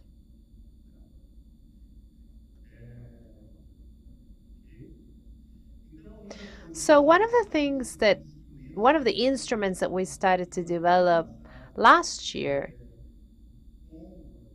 with the support of the Ministry of the Environment was the development of a panel that could collect data from different platforms on social networks in the context of APIs closing and sort of follow the public debate on the environment. It's interesting because mapping these debates also means to map publications of voices that are placing a series of issues forward. In this particular case, this month, there is talk about a road that's being built for COP30, and it has an environmental impact. So the appropriation of that debate has to do with a position towards the Pará and the Brazilian government. So we're dealing, when we're mapping this topic, with de-informing processes. The more, the largest, the bigger the debate, better the integrity of the information. And we also started to map audiovisual narratives, because when we're looking at YouTube content, you also have the possibility of transcribing the videos. That gives us the possibility to start to apply more elaborate tools, language tools created by us that look to identify certain standards or parameters Because the more the information is present in the ecosystem, the quicker it will be picked up and standardized by an AI model. So there is a paradox there in the production of information. The more it is active and existing in the ecosystem, that information will be quicker to be detected by complex systems based on AI. Mapping global networks, we started collecting terms that have to do with global dynamics to try and understand if there is a topic-based debate, whether it's positive or negative on this information. Mapping impact as well. We try to identify trends that are being discussed in view of that mining, the continuous mining of text, so that we can identify in actual fact what people are discussing and what is its impact. Mapping viral imagery as well. We need to identify not just a video or a piece of text, but certain images and how they become more prominent within a certain debate, whether it's environmental or climate-based. But also we need an open science. We need to give transparency to our processes for the detection of information and disinformation and our data so that they can be audited as well. So the panel allows for researchers and analysts and managers to export the data that was collected and do their own research and analysis from them. It also maps networks. For example, this is a network based on the last year of 16,000 publications on Instagram on COP30. You can see that there is a number of allies, and the main one is a lock in this case. Entertainment can also create a shield to create an environment for climate information that will be conducted. But we can also see this clusters from the speech, and so there are certain words that make up language of certain groups, and those words, when you cluster them, you can identify that there are different groups where they come from. So the pink one is where the Minister for the Environment is, the Ministry of the Environment. Below, we can see a series of organizations that are within traditional group struggles, indigenous groups. So each one of those clusters has a specific speech. And then what are we going to have? We can also deepen each one of those clusters because each network collective has their own speech, and we can map, in that case, that healthy digital arena. So for example, today on COP, we can identify certain topics which will be the heart of the information or disinformation, indigenous people, Amazon, COP29, COP30, and so forth. We can also see Telegram, and we can identify the clouds. In these clouds, there are the dimensions of this information that is being produced and the networks that produce that kind of content. Thank you very much. Thank you very much, Fabio. I think it was really interesting for researchers, but also for many other areas to understand this complex system of disinformation. This is a snapshot. There are others where we'll have the opportunity, looking at all of this, to think about a solution. How do we communicate for each particular public? What do we want to inform? In which way? How does this person speak? And understand the impact. And talking about impact of disinformation, I'm going to ask Leticia to tell us a little bit about the work that she's been doing. What are the threats for the integrity of climate information in view of COP30, specifically from sectors of the economy and politics? Thank you very much, Thais. Good morning, everyone. I would like to start by talking about some main points, and then I'll answer your question. in the best way possible. It's important for us to understand that the issue of disinformation in relation to the climate in the Brazilian context does not refer solely to negationism of climate change itself, but it's fundamentally a territorial issue. It's a problem that has to do with protected areas, indigenous land, reserves, and for that reason, we need to have that awareness that it's a lot broader than just negationism of any altering by human action. Another comment I'd like to make is that we've talked a lot about the impact of disinformation through social networks, through digital platforms, which is a crucial debate for this hyperconnectivity era. But I also want to stress the importance of debating the disinformation that permeates the power spheres, the disinformation that is happening through lobbying, through influences in the National Congress and in the executive branch in the various spheres of government. And on that, I'd like to talk about threats. We have economic sectors here in Brazil that are the main responsibles for emissions of gases of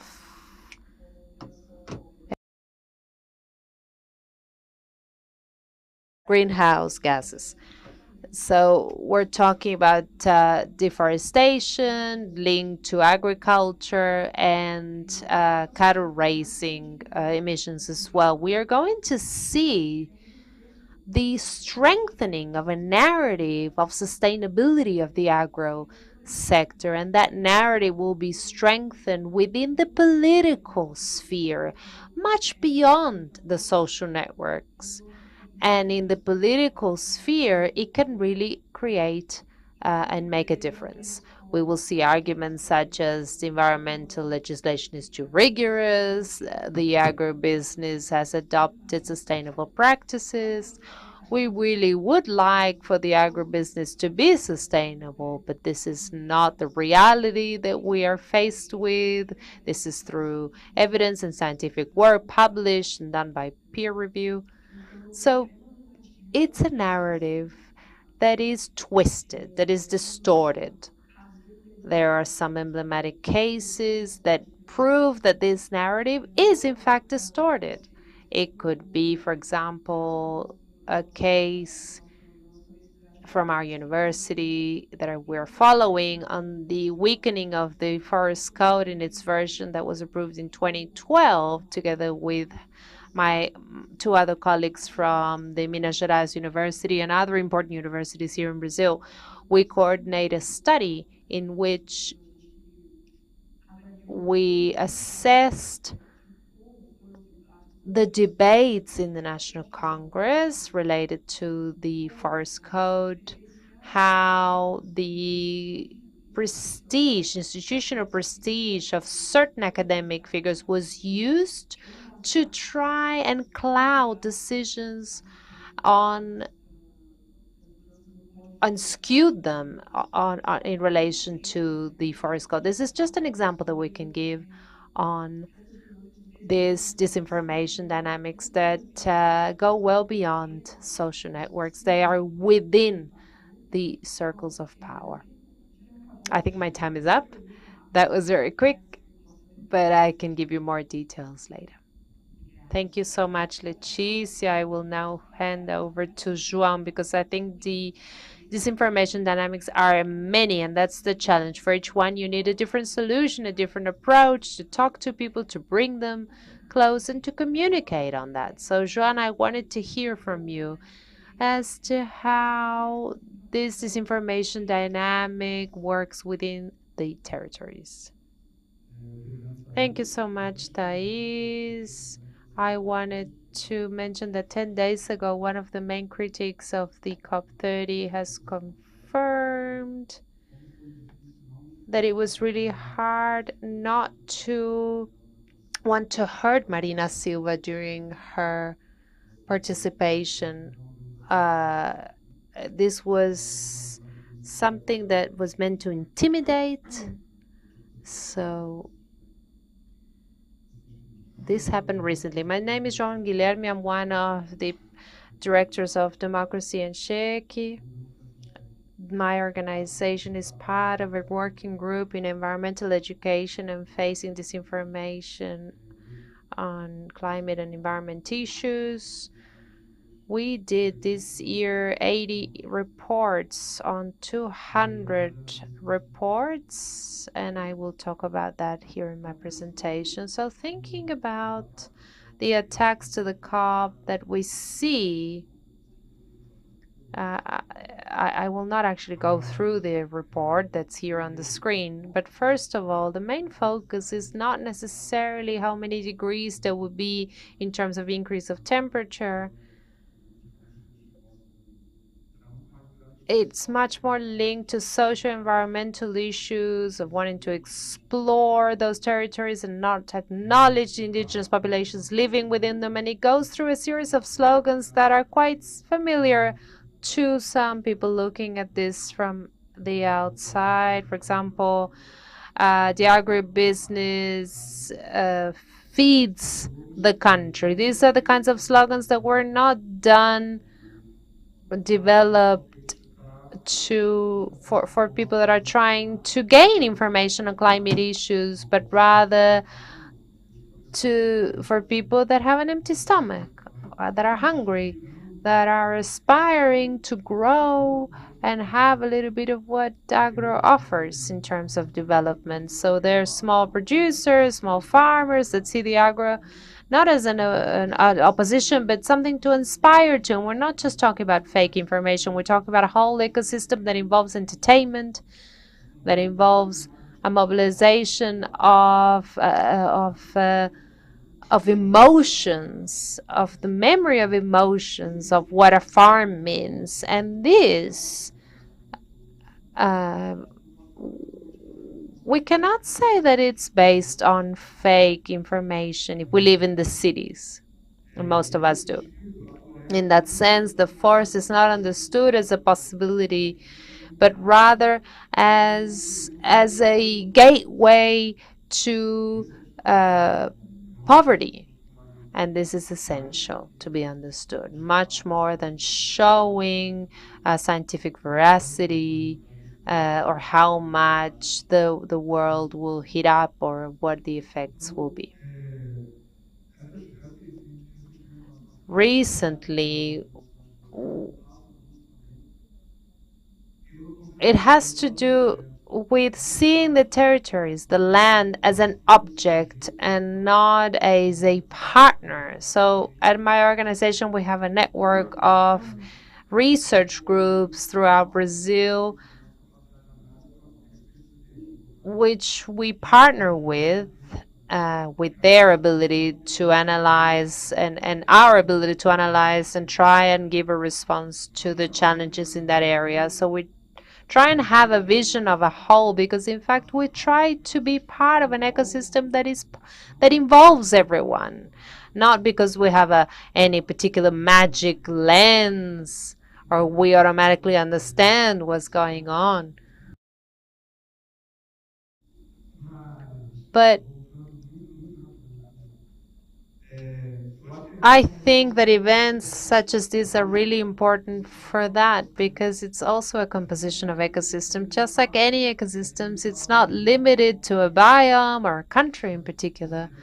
Considering the territories and bringing people from different territories that are involved in different regions of Brazil doesn't exclude that exchange and that connection with the international organizations that could help us understand and bring this to other places. Thank you.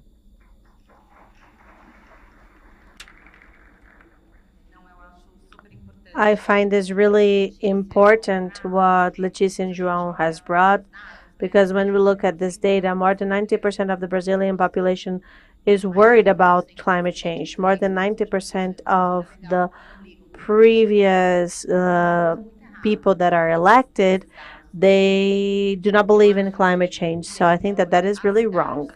The territory is fundamental for us to be able to think about a new ecosystem.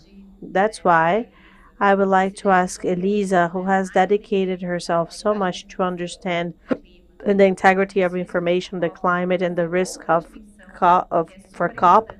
Another dimension that is really important for the debate that we're bringing here.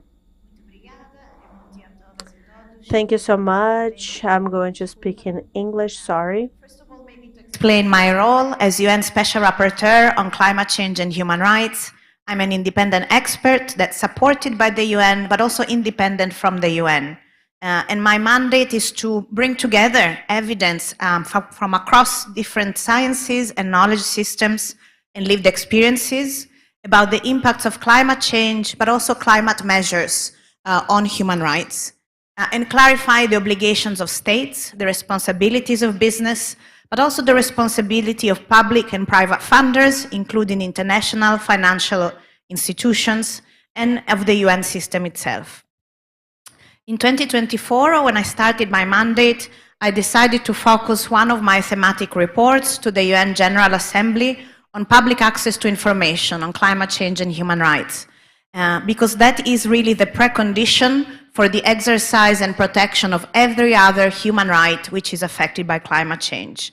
And in fact, without that information, we are not able, none of us is able to protect life and health on the basis of a full evidence base of what is now foreseeable and predictable harm for individuals, for communities, for children, as it has been already highlighted.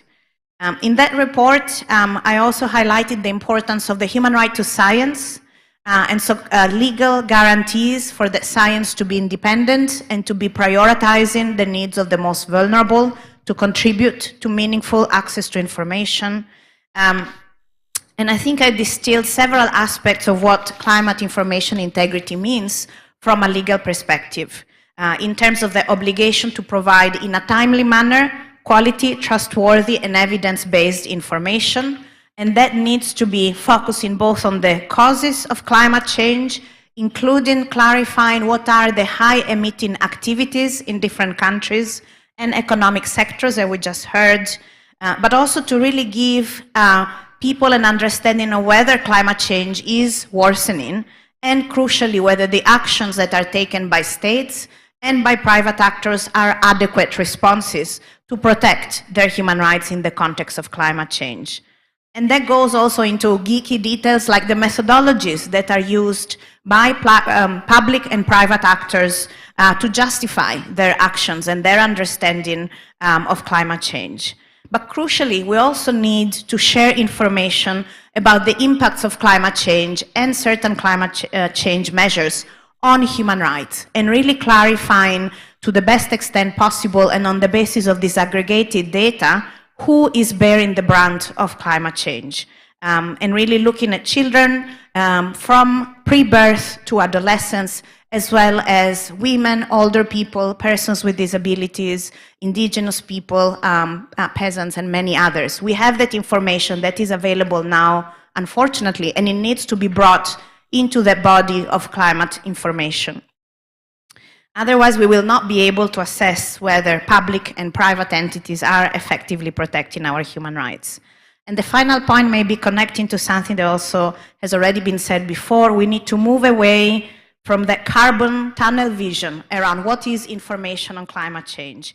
We need to understand that climate information integrity is also about integration of evidence on the impacts on the ocean, on biodiversity, on water, and how those aspects of our life-supporting system on the planet contribute to climate change.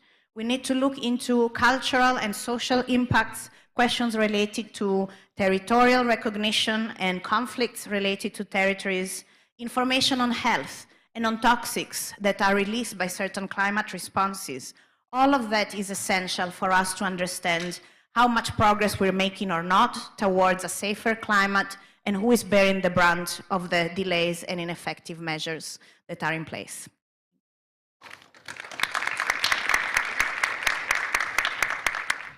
Como se não bastasse tudo isso, a gente precisa acrescentar mais. And we need to add another layer, which is monetizing. So I was going to ask Marie to tell us a little bit about this work of understanding this monetization of the chains and how this is connected to the territories. Thank you so much, Thais, for the invite. It's an enormous pleasure to be here with you. I'm going to see if it's going to work here. Can you put this here for me? While you are putting here,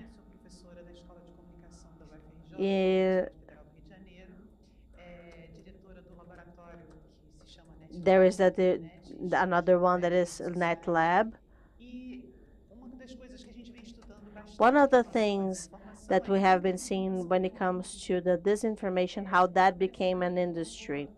So I'm going to turn that. That became a different case, but I would like to bring this point because if we want to mitigate this disinformation, I'm going to talk about what Jake mentioned before. We need to talk about the infrastructure of the means of information, its means of business. So I have brought a number here. This number is very difficult to be dealt with. It's very difficult to have numbers regarding how these numbers work. But I have brought a number here that is from 2019. That is a market of $78 billion per year. And this includes all of the money of monetization of this information of the platforms, but also how the governments need to spend to make things stand out. This is important not only for the digital platform, but for everything, because we create this misinformation, you create a lie, and you disseminate that. And what's the first thing that the communicators will think about? We're going to spend money pushing forward different contents and to try to mitigate that. So you create the problem and you sell the solution. I'm sure that you all know the World Economic Forum, where we have interviewed many people, and they consider that the misinformation is the greatest problem that we will have in the next years, that is going to be overcome by this issue. So nothing more pertinent than this forum here. And how are these people noticing that they are having to spend more and more money with misinformation? Here I'm going to present a board that is a accumulated moment here for us, and Leticia has mentioned that. So this is not something that scales not only with the digital platforms. We need to think about the infrastructure of communication, of market, and in Brazil especially. We're talking about a region of the Amazon region that is treated as a desert of information that is disseminating information for several decades. In this current ecosystem, the main disseminators of misinformation are politicians, parties, and leaders that, in a way, use two strategies. One of them is the misinformation that is vertical and the push of content, and also to produce content that is monetized. So the digital platforms are associates of that, and this generates more problem because some other players are going to have to disseminate another narrative, and at the same time we have the problem of the local media. So since it's a desert of news, we have been studying for many years that this is completely related to the local politicians that in a way end up having public money for these local businesses that live from this publicity.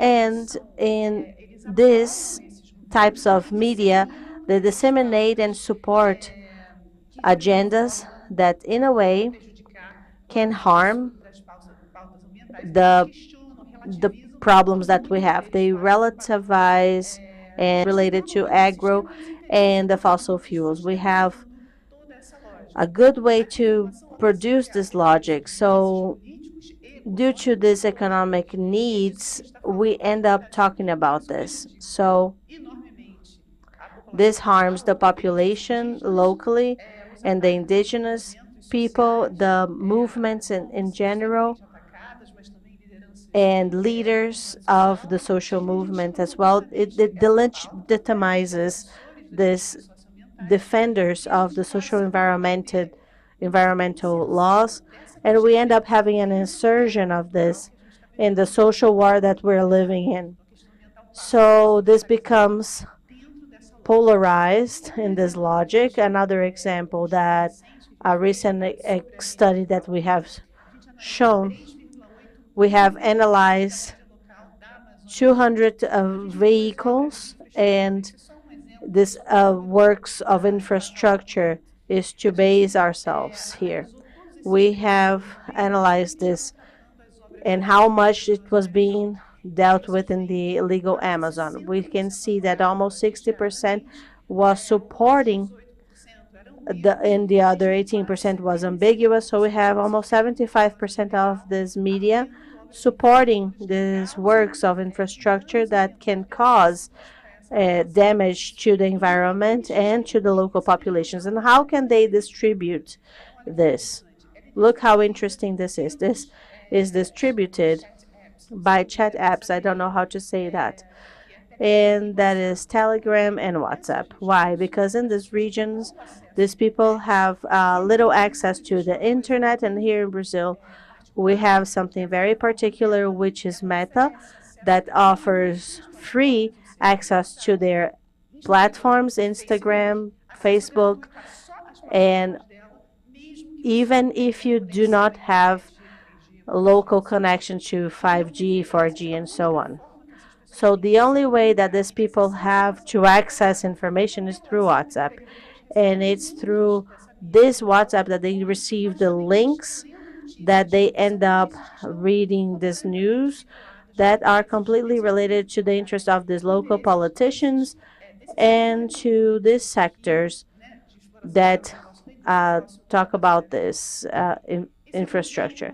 So last but not least, another example of monetization and sustainability of this industry.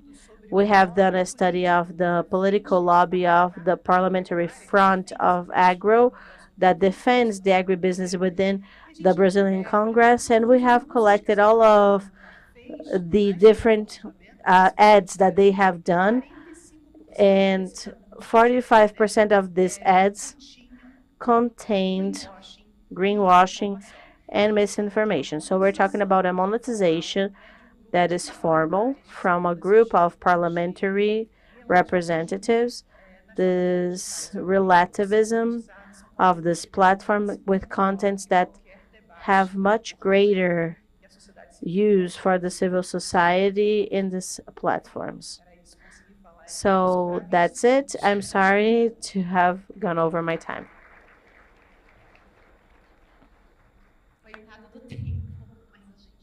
Sorry about the time. We're trying to guarantee that all the other speeches will take place because we have people that are going to travel. So we're trying to adjust this as much as possible for us to have time for us to exchange and for you to bring questions forward as well. Okay. Another thing that I find really interesting in Mahi's speech is that when we look at the system of information in the territories, it means that when we produce this content, this becomes news, and people have very little information to differentiate one thing from the other. And this is a reinforcement for us to remember how important it is to invest in the journalism locally. So those are two things that we cannot forget to mention here. So Leticia has been preparing a material, thinking about solution and combat to this misinformation and climate.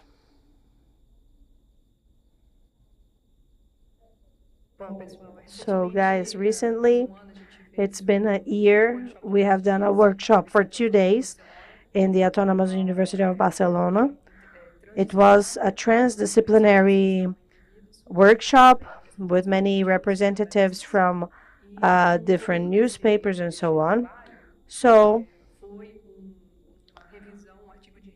this article of review and strategies that are co-created,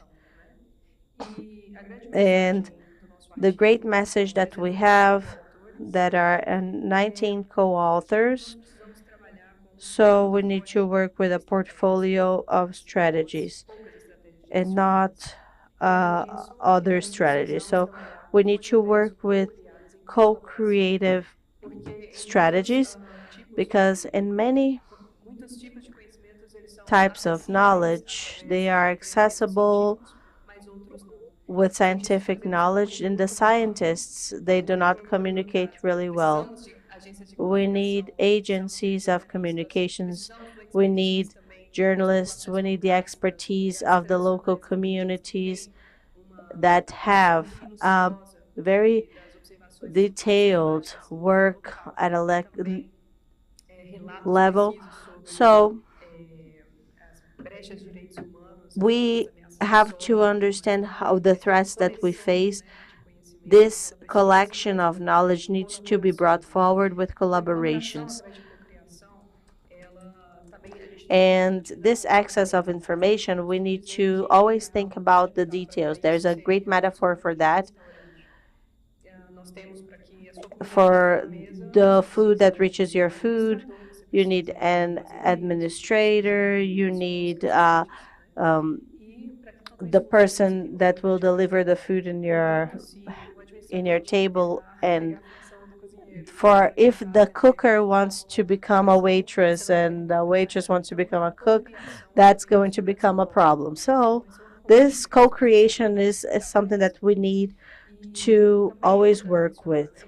And it's important to mention that there are many actions that always think about the content, but it's really important for us to mention that we need to focus on the sources for those who are producing, for those who are doing things, and we need to make these results and to think about the funding of this misinformation. This is really fundamental. It's always also really important for this to be really collaborative. The journalists, they need to investigate with the scientists to do great work together and really expose these networks and this misleading information. And we have many researchers in this way. And I would like to reinforce also the need to work with technology, because the technology is very difficult and we need to think about strategies that demand more work.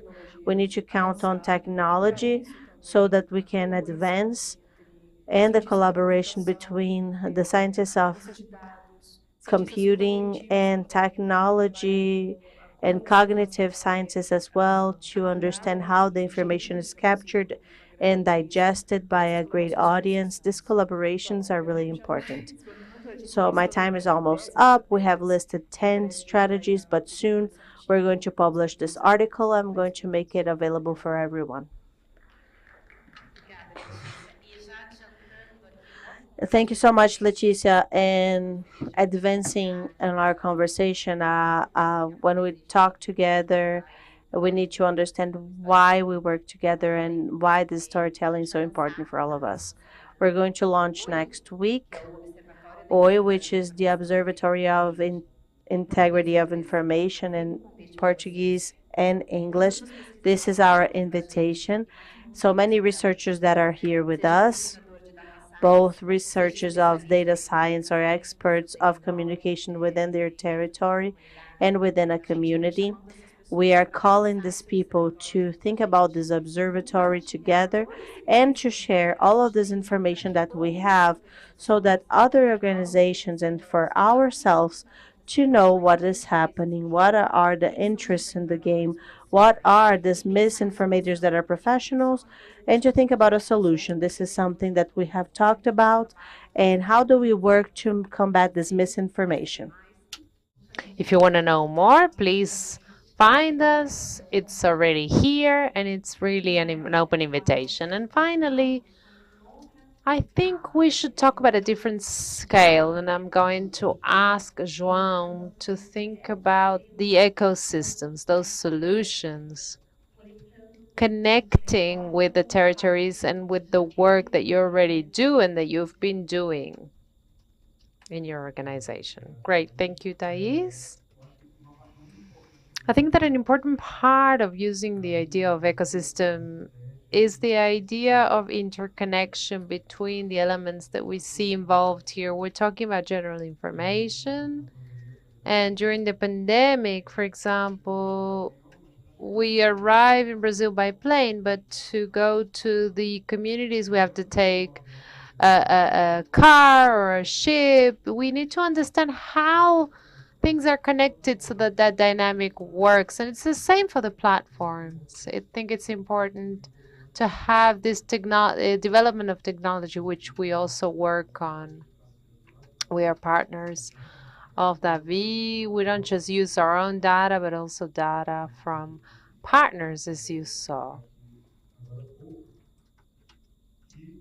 And going back to the metaphor of the pandemic and how the virus travels, the information is quite similar. The solution is media literacy, or it's debunking, or tools. In the concept of the pandemic, is the solution the vaccine or isolation, right? For us to have time to develop the vaccine, we need for other measures to be implemented first so that we don't have a catastrophe. But to just stay with those measures is not viable. So beyond understanding the ecosystem in its complexity, we need measures that look at each one of them. Again, thinking about the CPI that I quoted before, it's a tool where we need to do an analysis of every node with everything that every MP said, what vocab they used, and look for that. And a good part of that didn't go to the big platforms. It became something that was transmitted through an audio or through WhatsApp. So when you understand that dynamic, you have to see, you have to understand how, in fact, the different components are connected with one another, such in the same way as transport infrastructure. That's why we cannot universalize. We cannot take away variables in science that are not replicable so they don't hinder our study, but culture is not replicable. Territories are not universalized. When we don't give the attention that this deserves, we will lose sight of that dimension that is really important. It's not because trains helped a lot in one country that we are going to build a railroad over the Black River in Brazil. The same with the platforms, the number of access to the internet, to the platforms. Who is building that infrastructure today? We talk a lot about the silly things that Musk says, but Starlink is actually connecting the illegal miners in the Amazon, and about 60% of what we saw is the word laranja, which is the word for the middleman in this kind of scheme. When you register an antenna, there is a resistance. So there are measures that would be quite simple, thinking about infrastructure, systems, and other dimensions that are not actually hard to implement, but oftentimes are not implemented because we keep focusing on more polemic issues that connect to discourse without thinking that, for example, internet access is already an issue. So a lot of issues in this area are not solved just with things that relate to information. You don't resolve public policy issues or connection issues with those groups by having clear information alone. Thank you.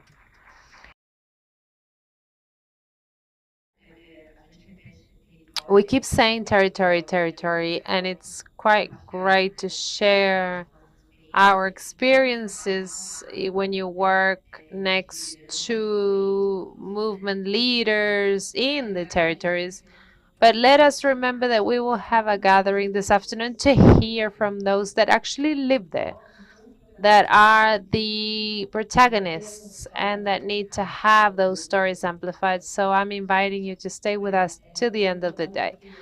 Going back, and this is a question for Elisa on the work that she does. This is another layer, thinking about solutions, looking at the transparency and the accountability of the platforms, because that's also part of the solution. The game is already not equal. What can we do? What are those solutions? Thank you. Point that was made so beautifully by the previous speakers around co-developing information, and through that, that's where the transformation happens to co-develop solutions.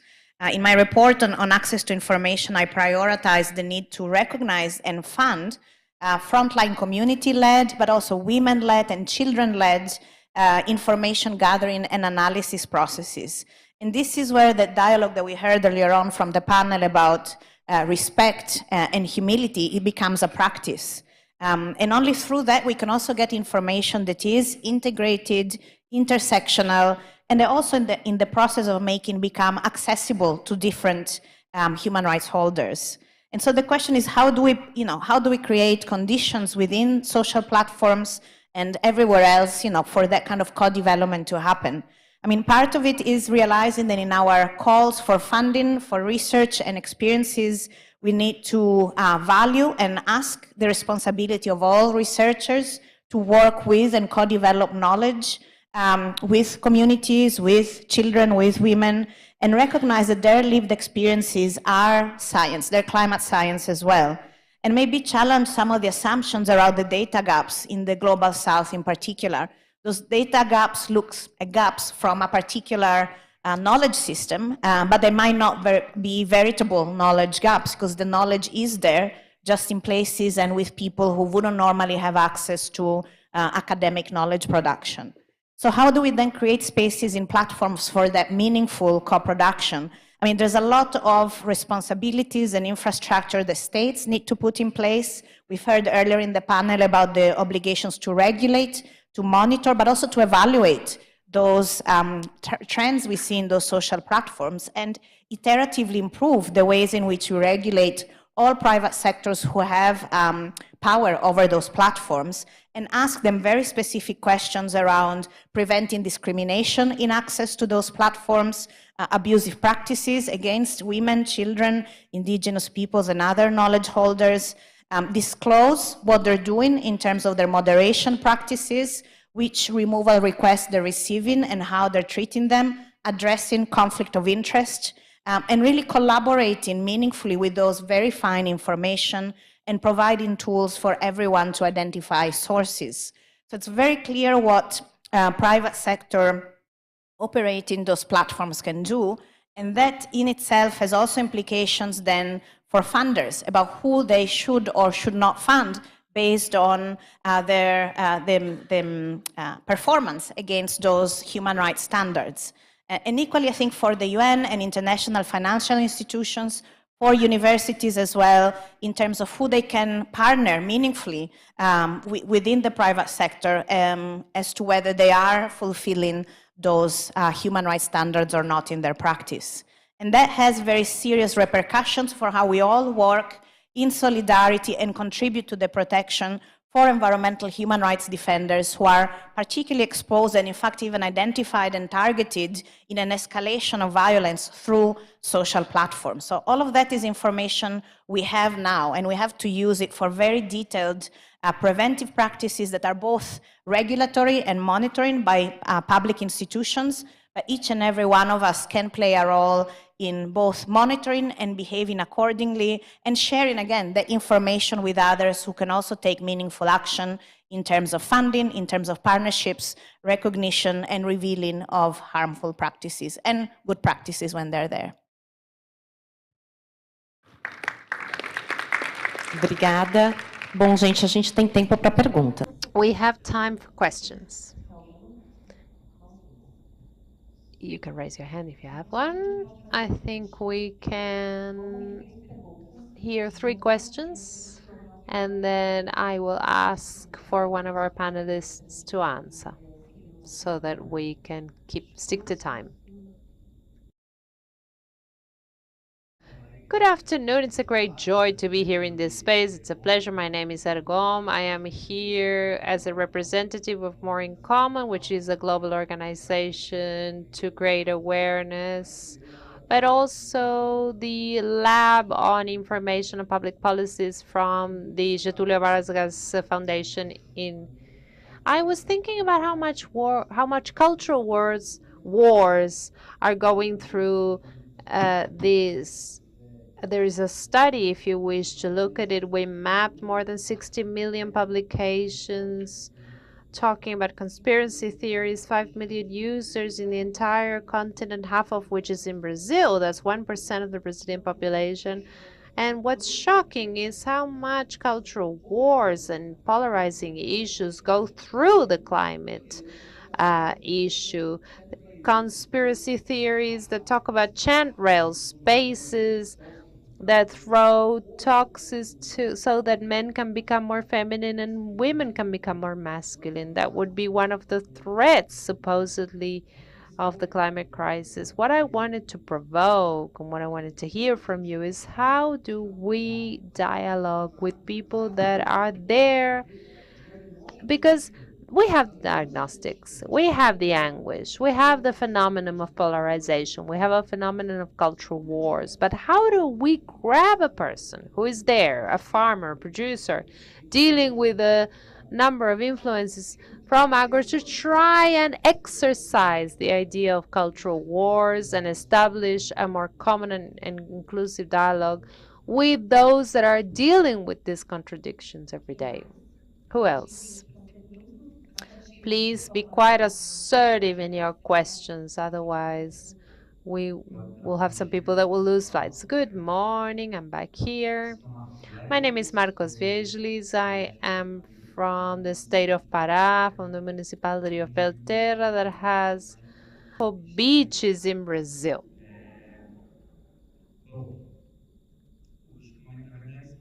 This is a comment for you. I think it's quite amazing and quite phenomenal, the whole discussion, the whole debate.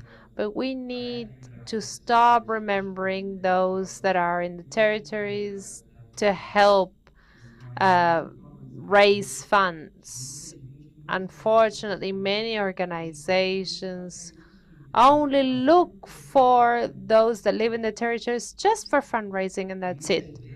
And oftentimes, many organizations forget mainly that our bodies stay in the territories. The projects end, people leave, but we're still there, suffering threats,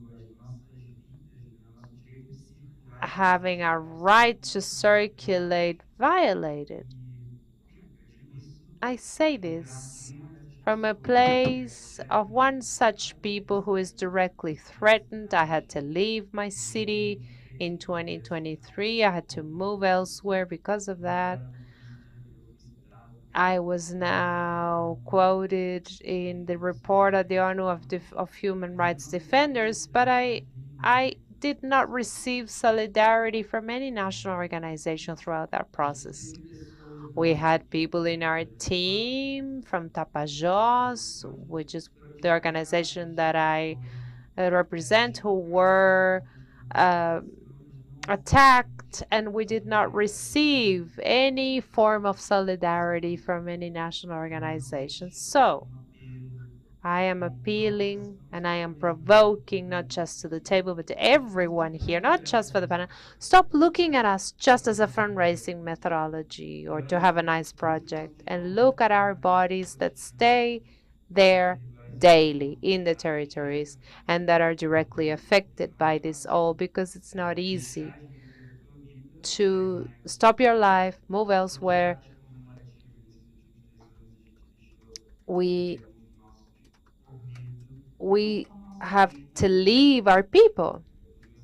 My grandparents, which are the source of my existence, live in a different municipality. So I'm quite afraid to go visit them because I may put them at risk. Don't forget that ever, that our bodies stay there in the Amazon. Yes, we accept the support of everyone, but we also want to share that protagonism and not to be remembered only when it's time to raise funds.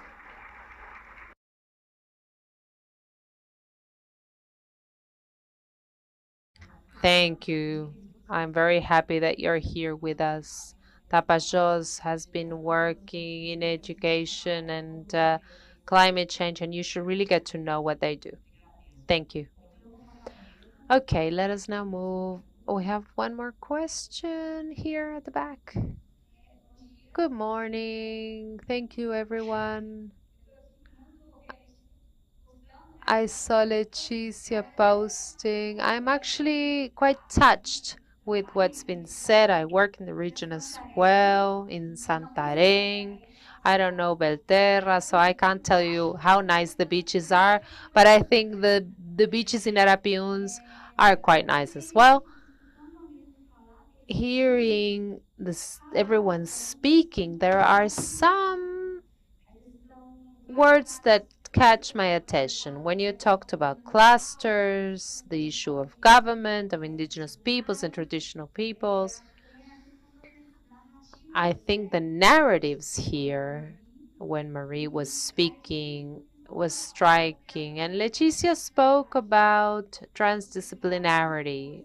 I could say a few things, but what really catches my attention, what Wesley mentioned, is the importance of guaranteeing the integrity of information, as also guaranteeing the integrity of the defenders of the territories. And perhaps we'll have the opportunity to deepen into this later on. So let me move on. Because we talk about threats to information integrity looking at COP30, right? This is the topic of the panel.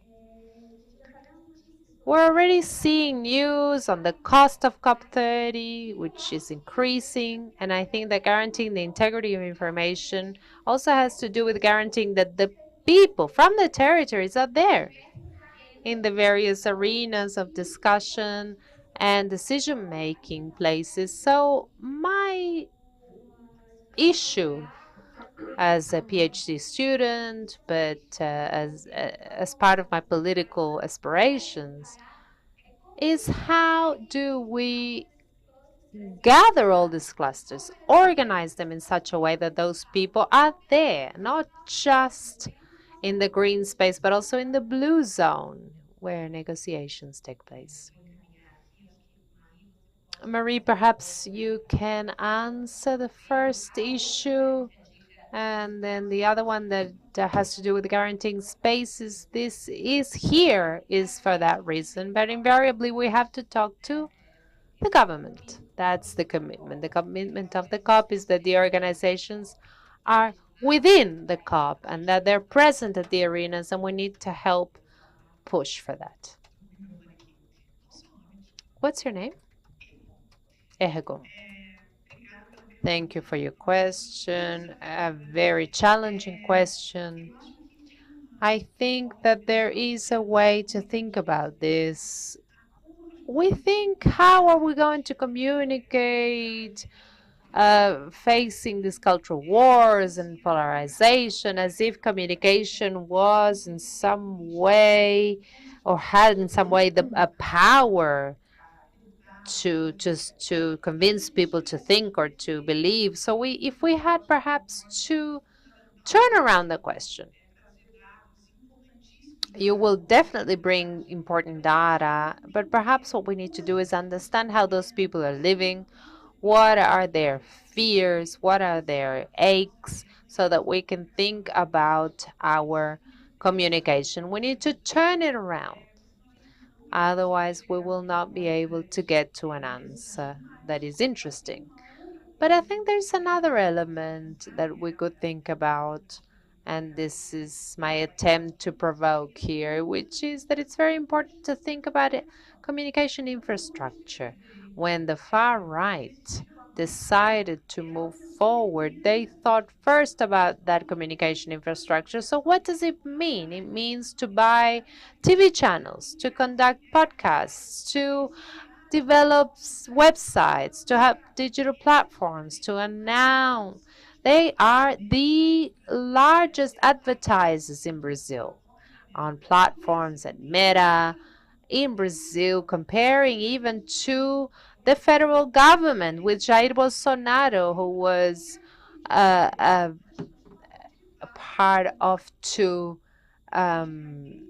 campaigns for presidency. We need to think about that structure. We need to think about how we're going to not just think about regulation, but how to apply the laws that already exist that are not being applied so that we can, in fact, think about that information integrity, healthier environment, and so that quality information reaches populations, because low quality information is cheaper to be produced, but you use resources that are aesthetic and sensationalist, that have advantages oftentimes to a piece of information that is serious and journalistic. So entertainment has a place, and perhaps we'll need to think about this kind of entertainment as content. But in our field of communication, we need to think about this infrastructure. I'm sorry, guys, we cannot continue. Thank you all so much for being here. Thank you so much for the questions. And once again, thank you so much.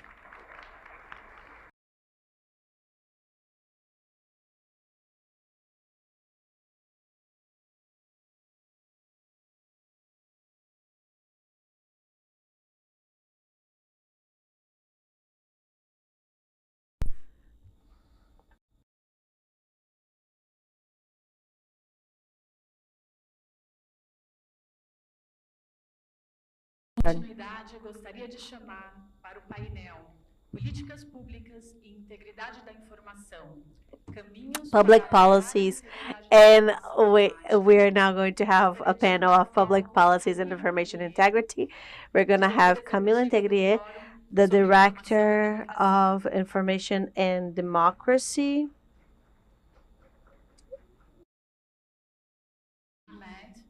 Imran Ahmed, CEO for Center for Countering Digital Hate. They're going to talk about public policies and information equality. Faye Holder, Head of Special Projects, Influence Map. Pallav Seth, Policy Fellow on Climate Change Misinformation. Greatham Research Institute on Climate Change and in the Environment and at the London School of Economics. Ina Jost, Head of Research of Internet Lab.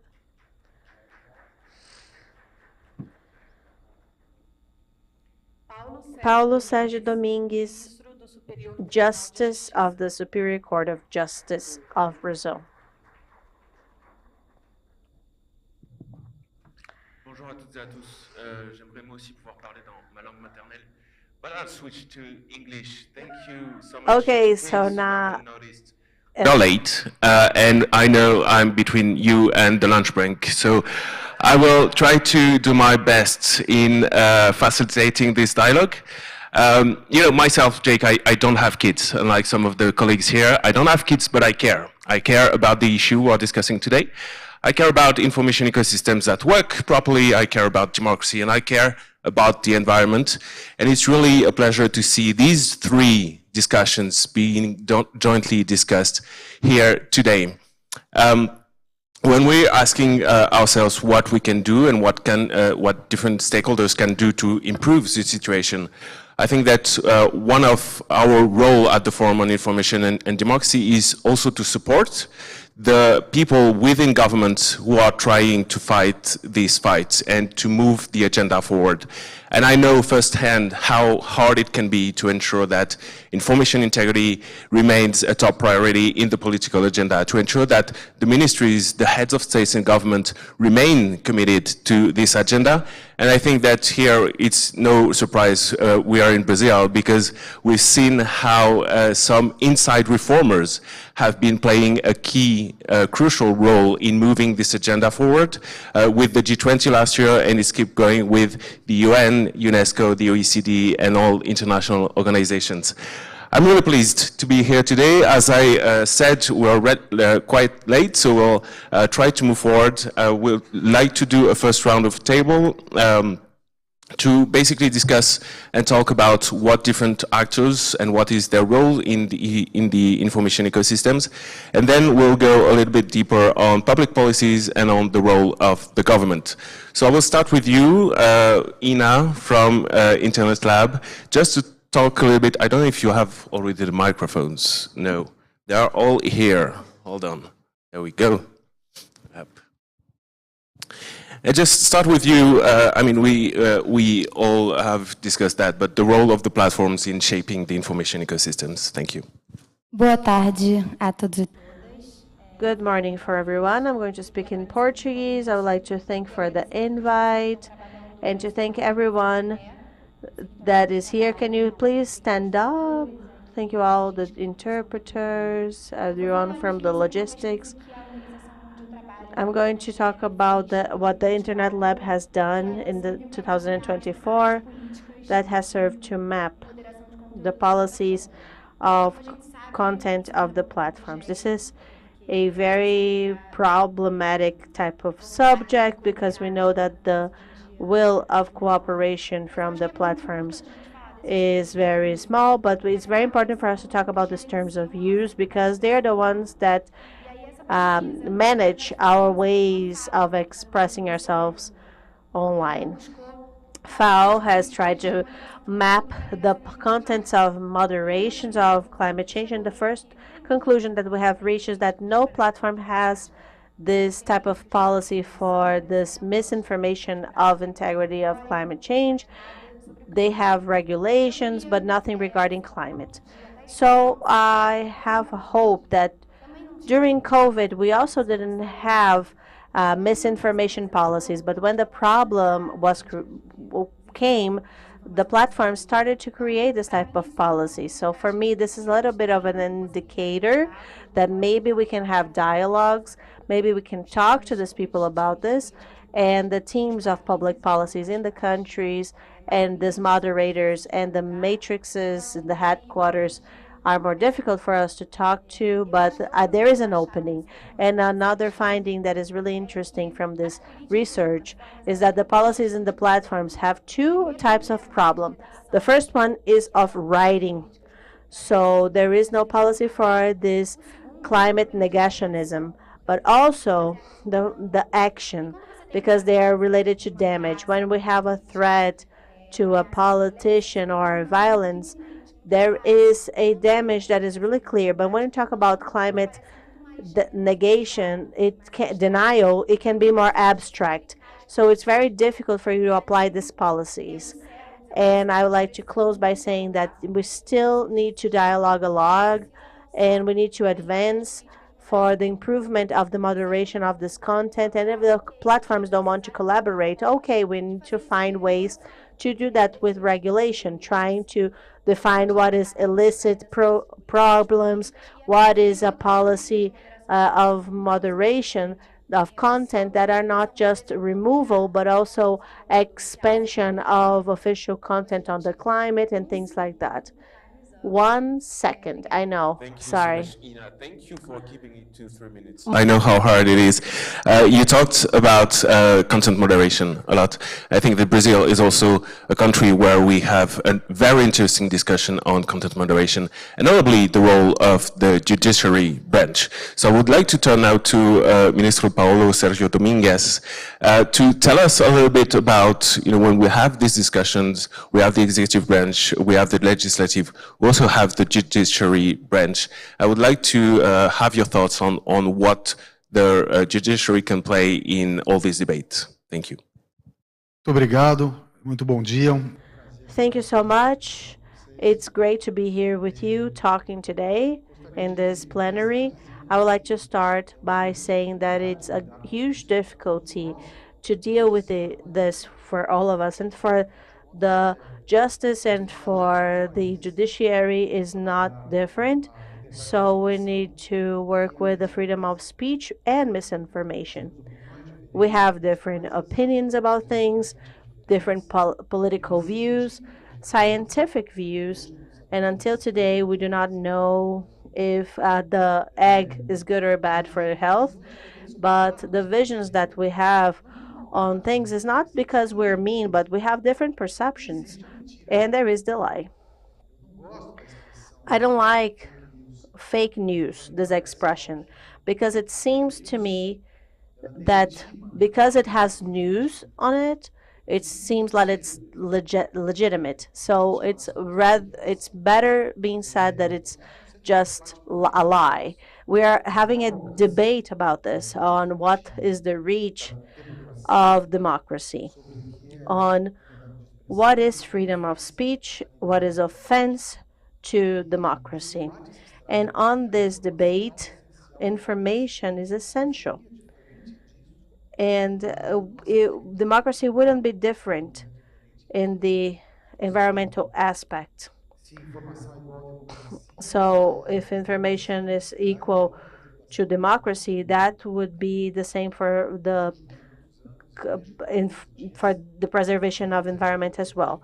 So people have been presenting different things about facts that they have seen. Not because they're evil, but because they have different views of the world and they see the same accident in the traffic in a different way.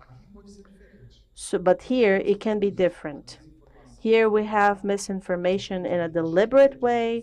We have distortion that is practiced to really try to get profit from it and to gain we have greenwashing and so many others. So we're going to have judicial actions on them, for sure.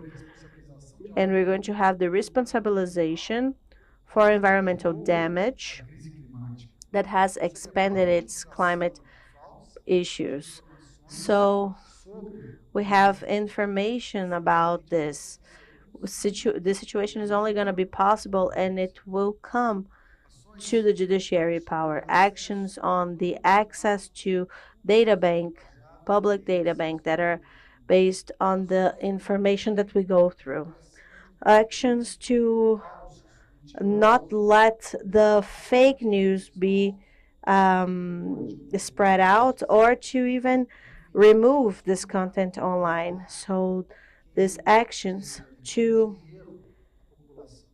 say to the people that have done things in a wrong way for them to be punished. So the judiciary is always going to have this difficulty to know if this border was crossed. It's very difficult to let the state decide things. It's very dangerous because the judiciary can say things and say what is false and what is correct. And as an independent sector, it doesn't have a policy to act, and it's the last sphere that it's looked for to understand if content can be removed or not because it's fake or not.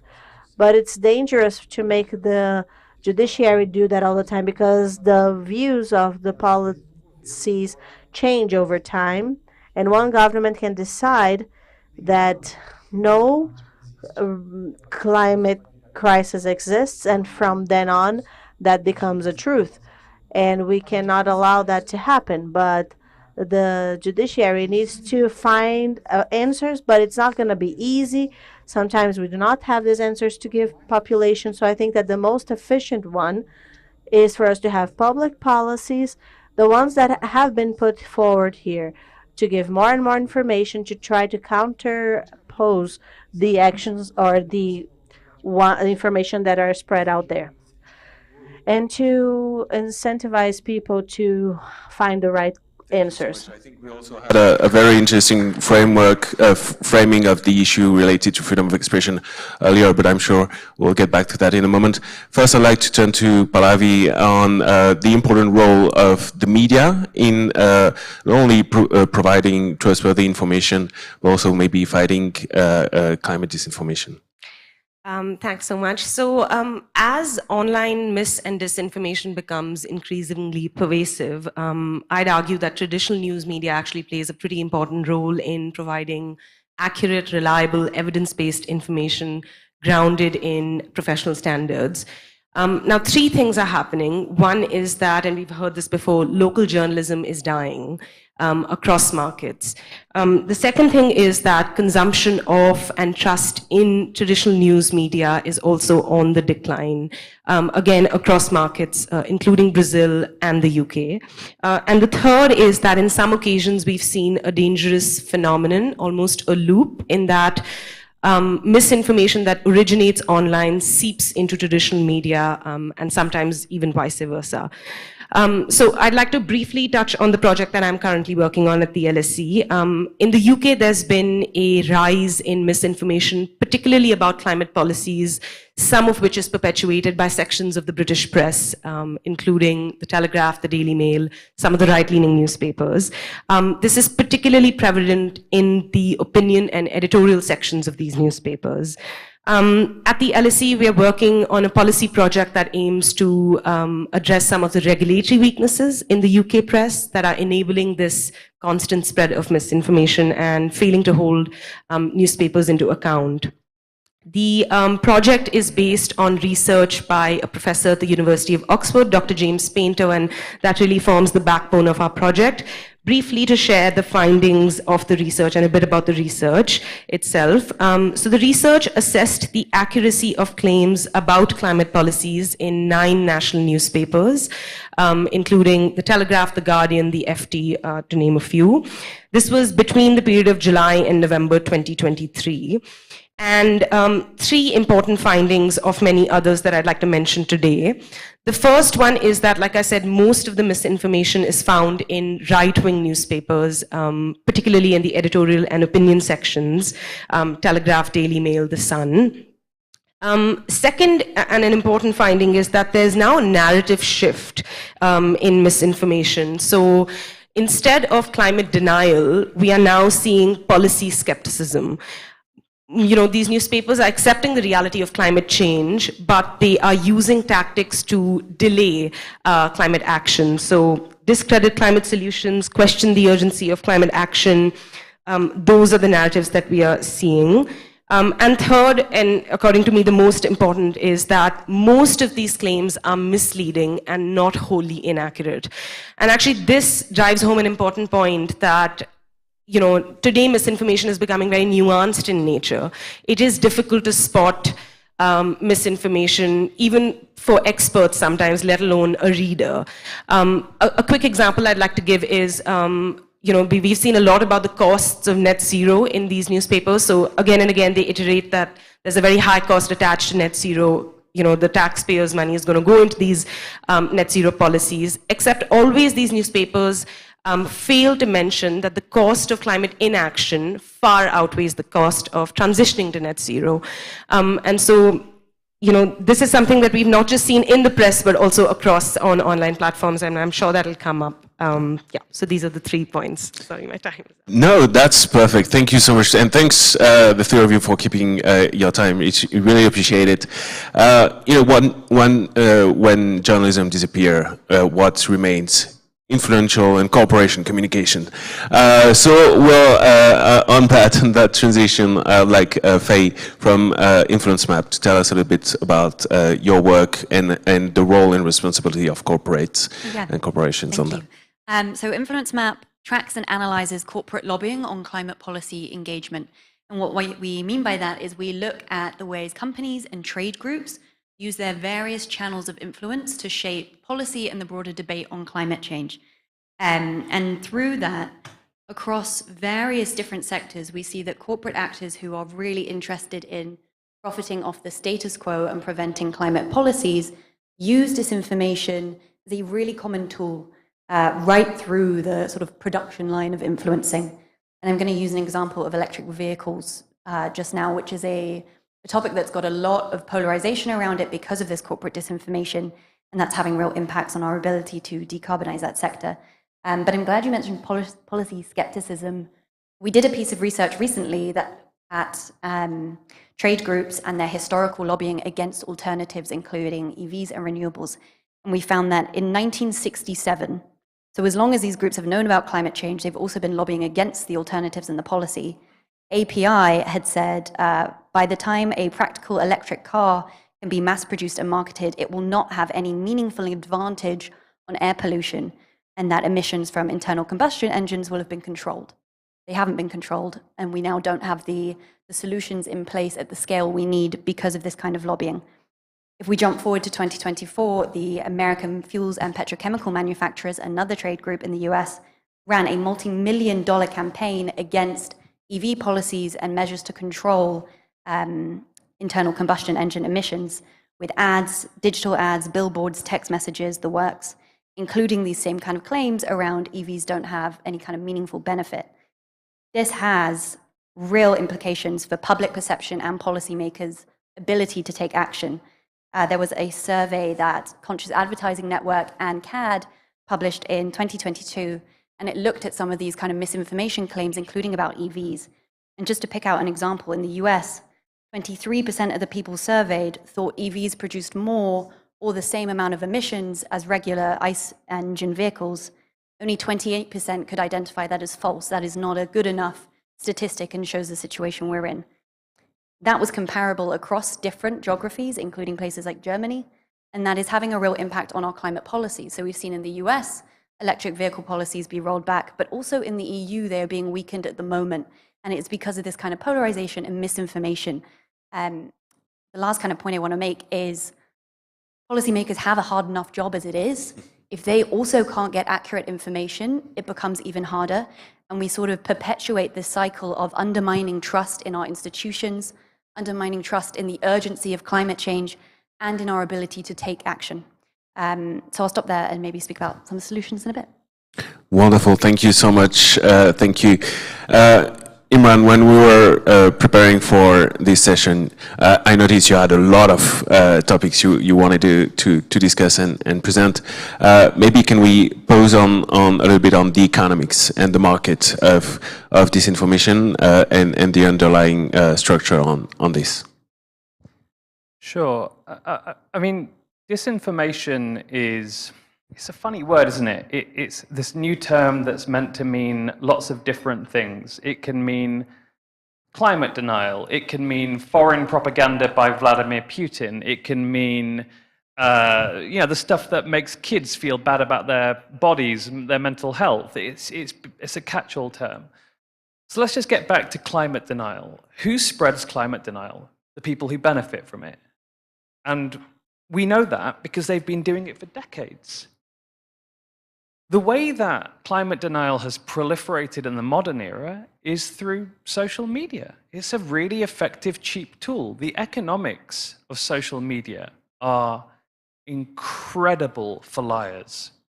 The reason why is because each additional message to each additional person has zero cost to the producer of that disinformation, of that lie.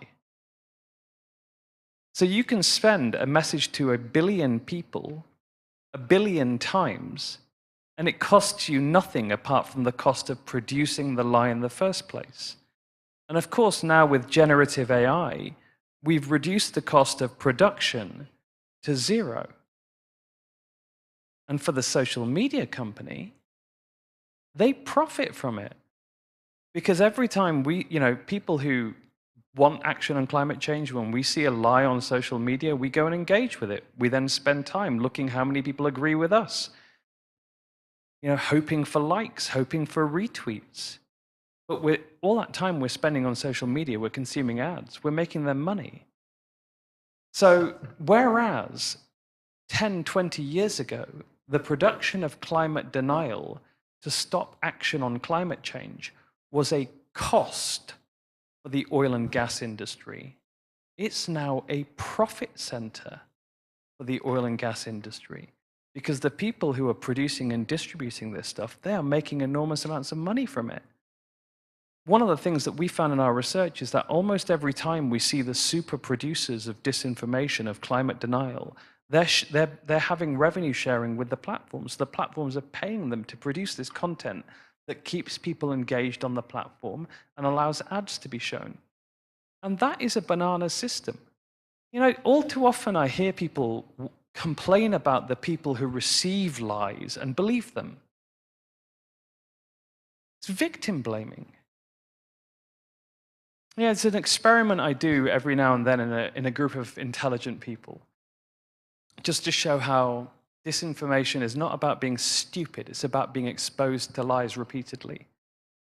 I've never tried this in a foreign language audience, but I'm going to try it today. Which vegetable gives you better night vision? Come on. Carrots. It's amazing. So we are sitting here in Brasília, halfway across the world from where that lie started, 80 years later. That's a lie produced by the British Secret Intelligence Service in the Second World War, because we developed plane-mounted radars, so we could see the German bombers at night and we could shoot them down. And we put it in our newspapers that we were feeding our pilots carrots, so that they didn't know that we'd made this technological breakthrough. And 80 years later, here we are believing it. And now I'm telling you the facts. And here's the thing about facts. This isn't a fact contest. This is a repetition contest. You've heard this enough that you, before you believe me and tell your kids, hey kids, no need to eat the carrots anymore, you're going to go and Google it, check it, and I make absolutely sure. And I bet half of you don't tell your kids anything. Now, that sounds innocuous, right? It sounds like there's no real harm done by this lie. Here's the thing. All of our farmers uprooted their potatoes, which are an incredibly dense source of calories, and they put carrots down. And carrots are useless orange bags of water. So we actually damaged our war effort because of this disinformation. Let's not keep focusing on the people who believe a lie because they're told it hundreds and thousands of times by social media platforms. Let's focus on the real villains, the people who are spreading and profiting from these lies. Two things I take from your remarks. Thank you so much for sharing this so eloquently. One, disinformation wasn't created 20 years ago with the internet, or 30 years ago. Two, we need to center this discussion as well on the users, those who receive information. And I really feel that the evolution of the debate coming to information integrity and the work that has been done also by international organizations have really strengthened that and really enshrined the right to reliable and trustworthy and pluralistic information.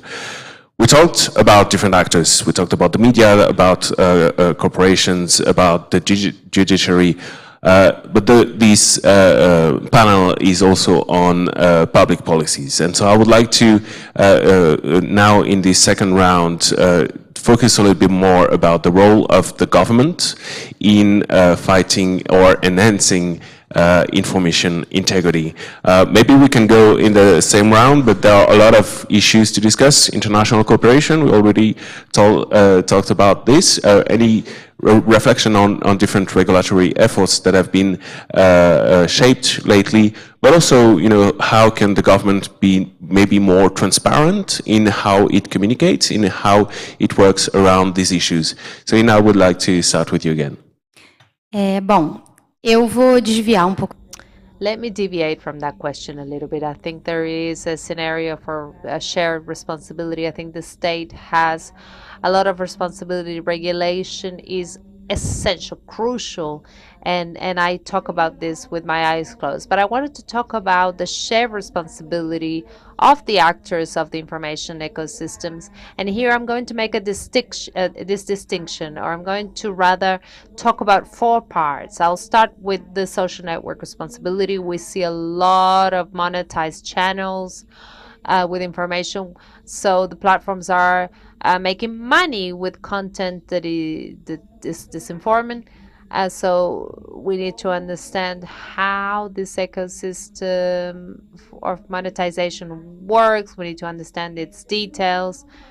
I'll talk about traditional media. We don't talk a lot about traditional media, but in actual fact, it also has a responsibility in this debate. The other day, I was looking at the Folha de São Paulo. For those of you who are not Brazilian, is probably the largest journal, newspaper, and there was an ad on the main page. And if you weren't paying attention, you couldn't even realize that it was an ad. And it was sponsored by Shell. It's sort of mixed in with news, public opinion, or gossip on celebrities. It's quite hard sometimes to see and distinguish and tell that that is not news. It's actually sponsored content sponsored by Shell. And there's a third point I wanted to bring, which is the influencers. I think that they are a fundamental channel for dialogue. They have direct contact with the public, with the audience. And again, I want to bring an example to make this chat more concrete. We had an important person during the pandemic who became an influencer. He was a biologist called Attila Yamarino. And that person was really important at that time of denialism. He used to had great rapport with the audiences, talked about the importance of using masks, staying home. He had a great audience, great traction to talk about lockdown. And that person became an influencer, a digital influencer. And last year in October, he did ads for Shell once again. It's important for us to talk to those people who speak directly with audiences, to the public, not just so they don't disinform, but so that they can include our position as well. They are important speakers. And there is an actor that's really weird, which are the ad agencies in this debate. Ad agencies have always been in existence. They are huge and they are under the water. We don't see them. We don't know what they're called. They hire influencers. They monetize. They make money with influencer channels, and we don't know who they are. And there's a phenomenon that's quite curious, which is that an ad agent that's quite large has a lot of influencers within their portfolio, and they have the potential of making it seem so that there is an organic engagement, when in actual fact it's not organic.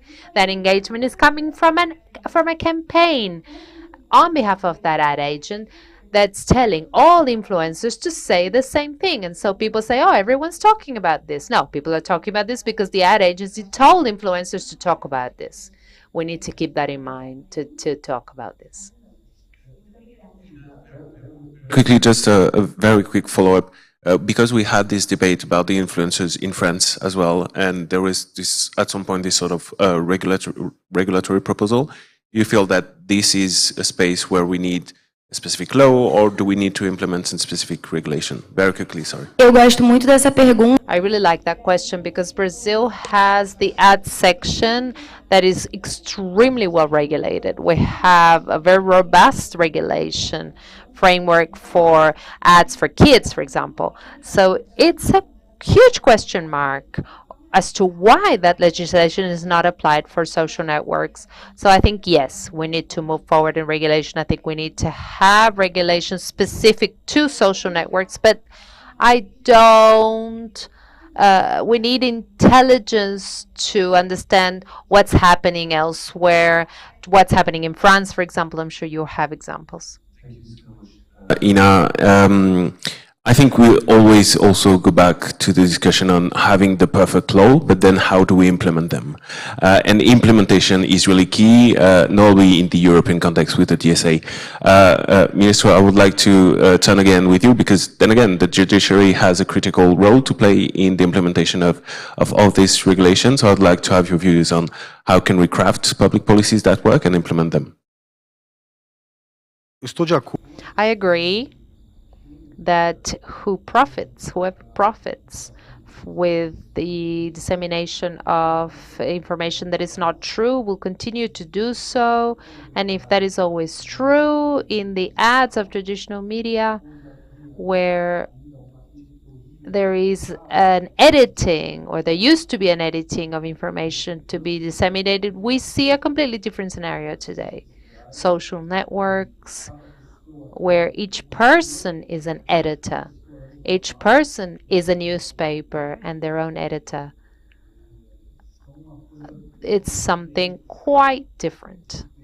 Influencers, paid influencers, coordinated to create an engagement. Is a way of advertising that is incredibly effective. All of this needs to be straightened, without a doubt, with a public policy of mass dissemination of information that is real. So, as it was already uttered here in other panels, climate authority or other bodies, universities, the organizations of the third sector, everyone produces a lot of content of scientific information. We need to make that information reach the public in the language that they want. It's a lot easier for someone to read, to see a photo of snow and write, "It's snowing in summer in Lisbon."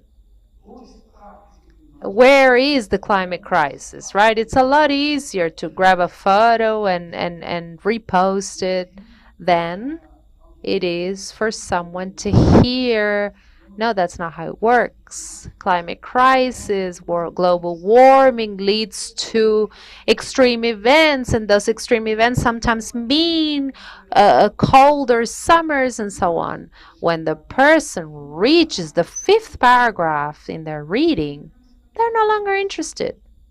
They move on. So it's important for that information to be produced.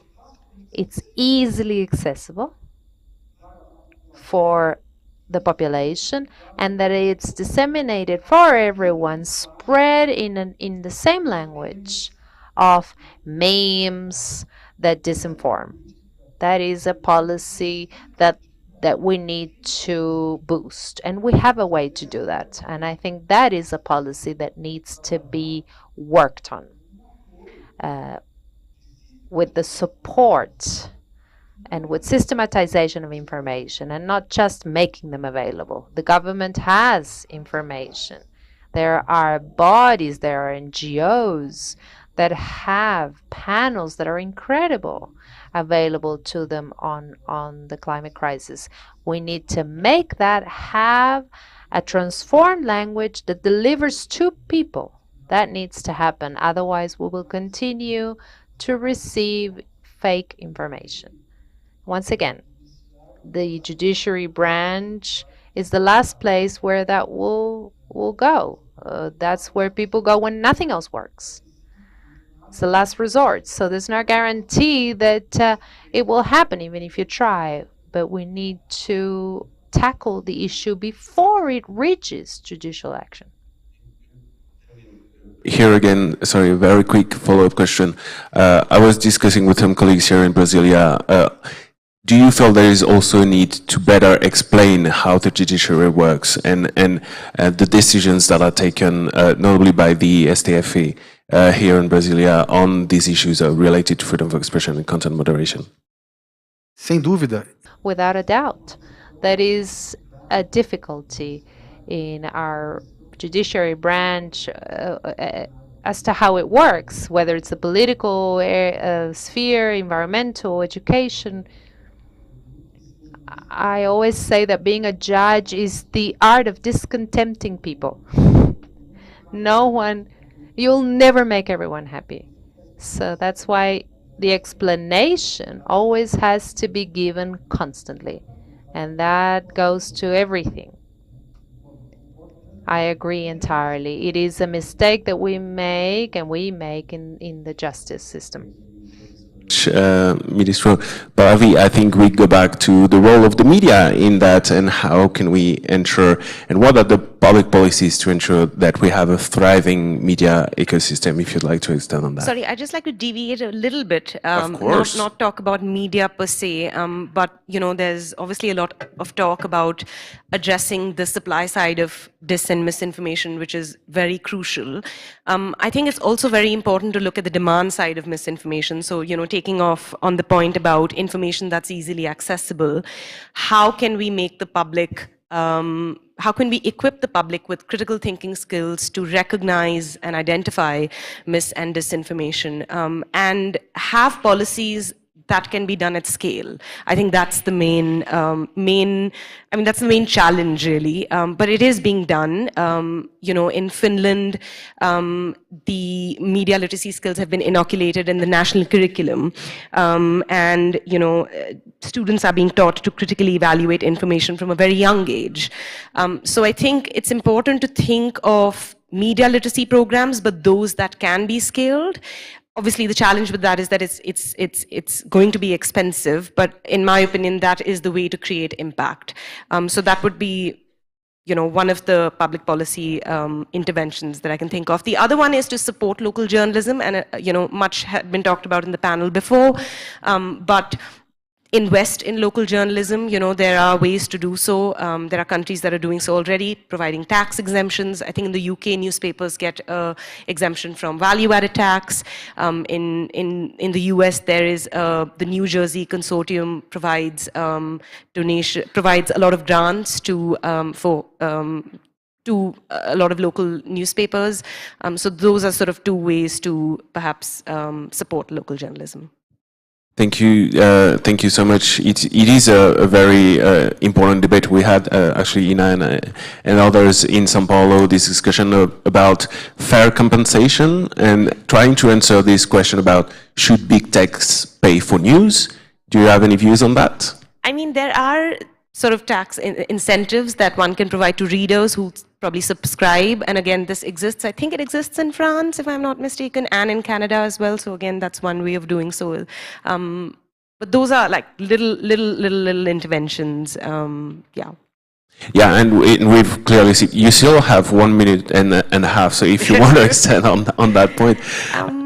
I mean, the project, like I said, that I'm working on is really trying to address the regulatory weaknesses for the UK press. And in the UK, for some context, there's a self-regulation system for the press. So newspapers actually have a choice to join a particular regulatory body. Most of them are part of this regulatory body called the Independent Press Standards Organization.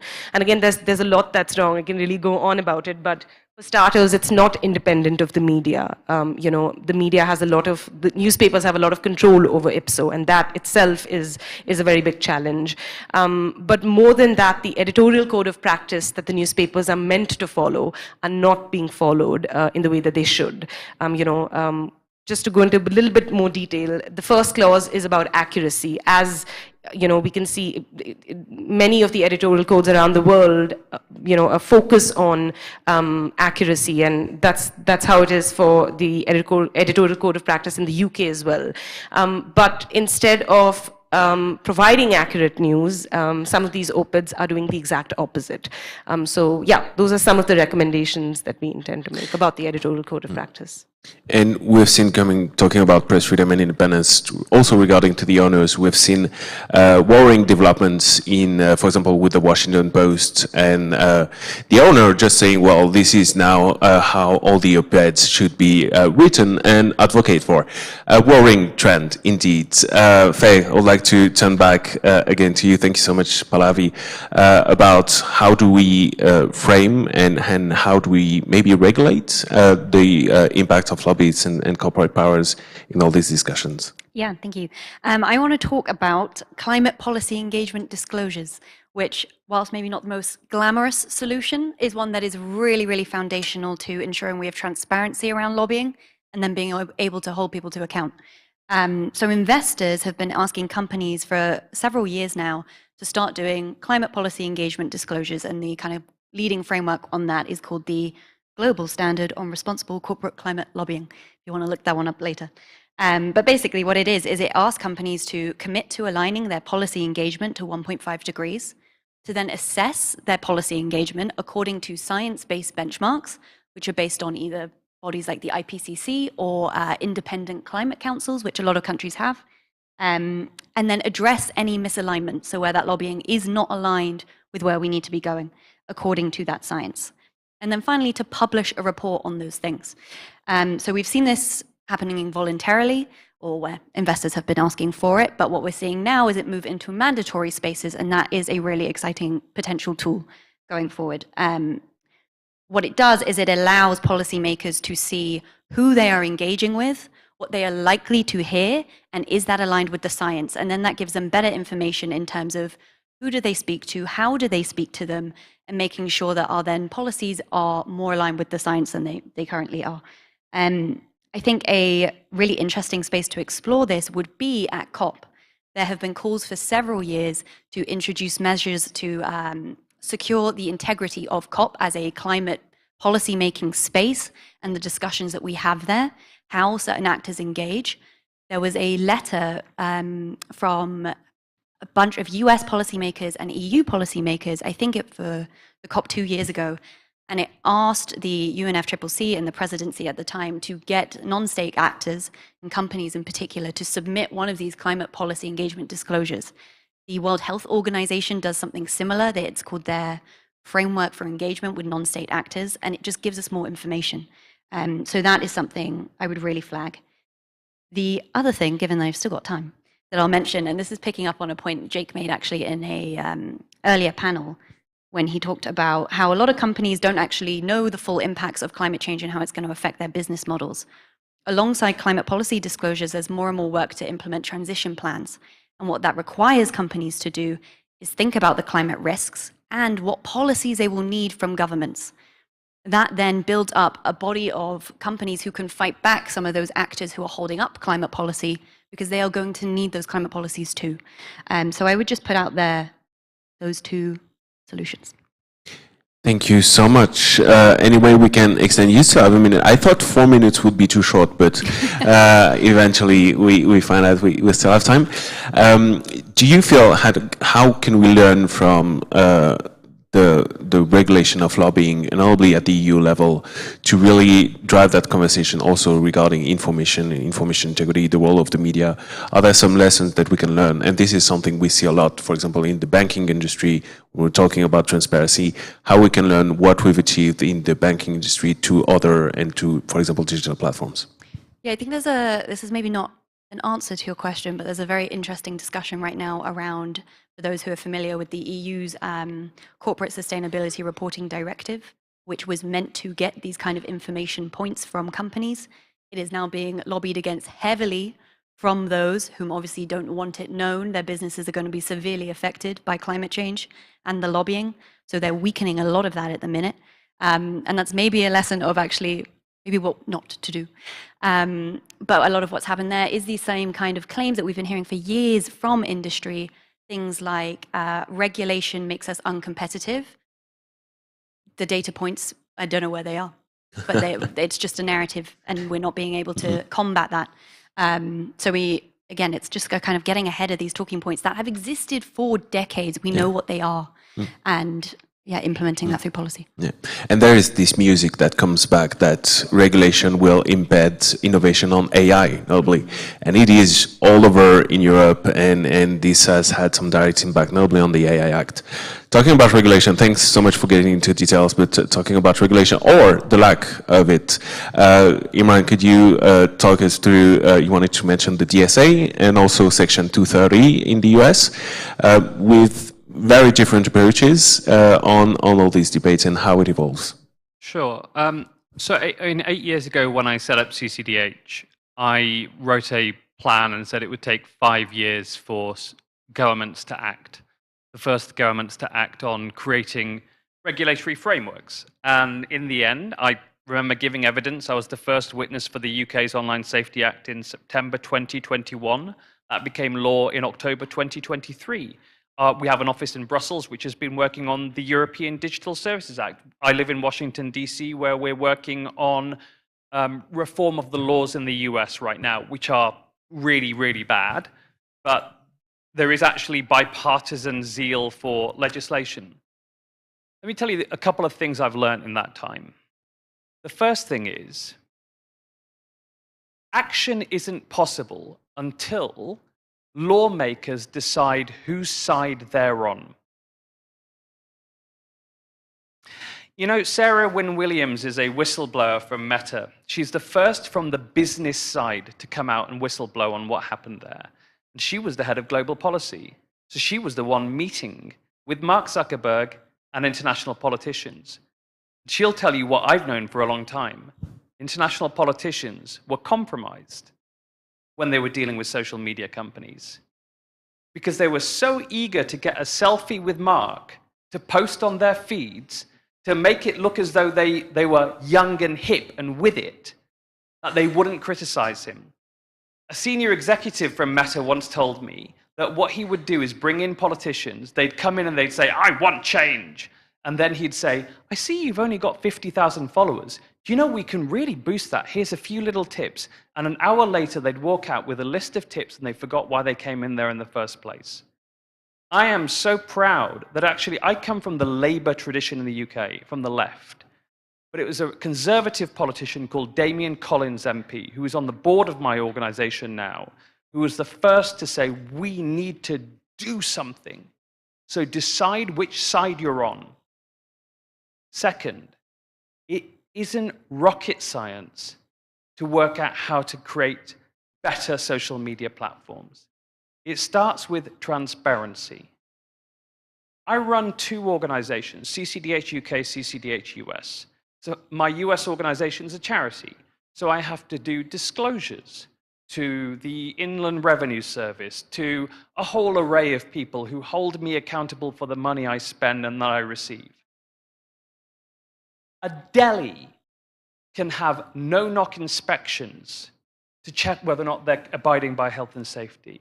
Social media companies, when people even do research, they sue the people doing research to stop the truth from coming out. And no lawmakers are forcing transparency upon them, as every other industry has to go through. That's how we align them with the public good. So transparency first. Second, accountability. Ask them tough questions by non-compromised actors. That means civil society, it means journalists, it means politicians, select committees, this, that, everything else.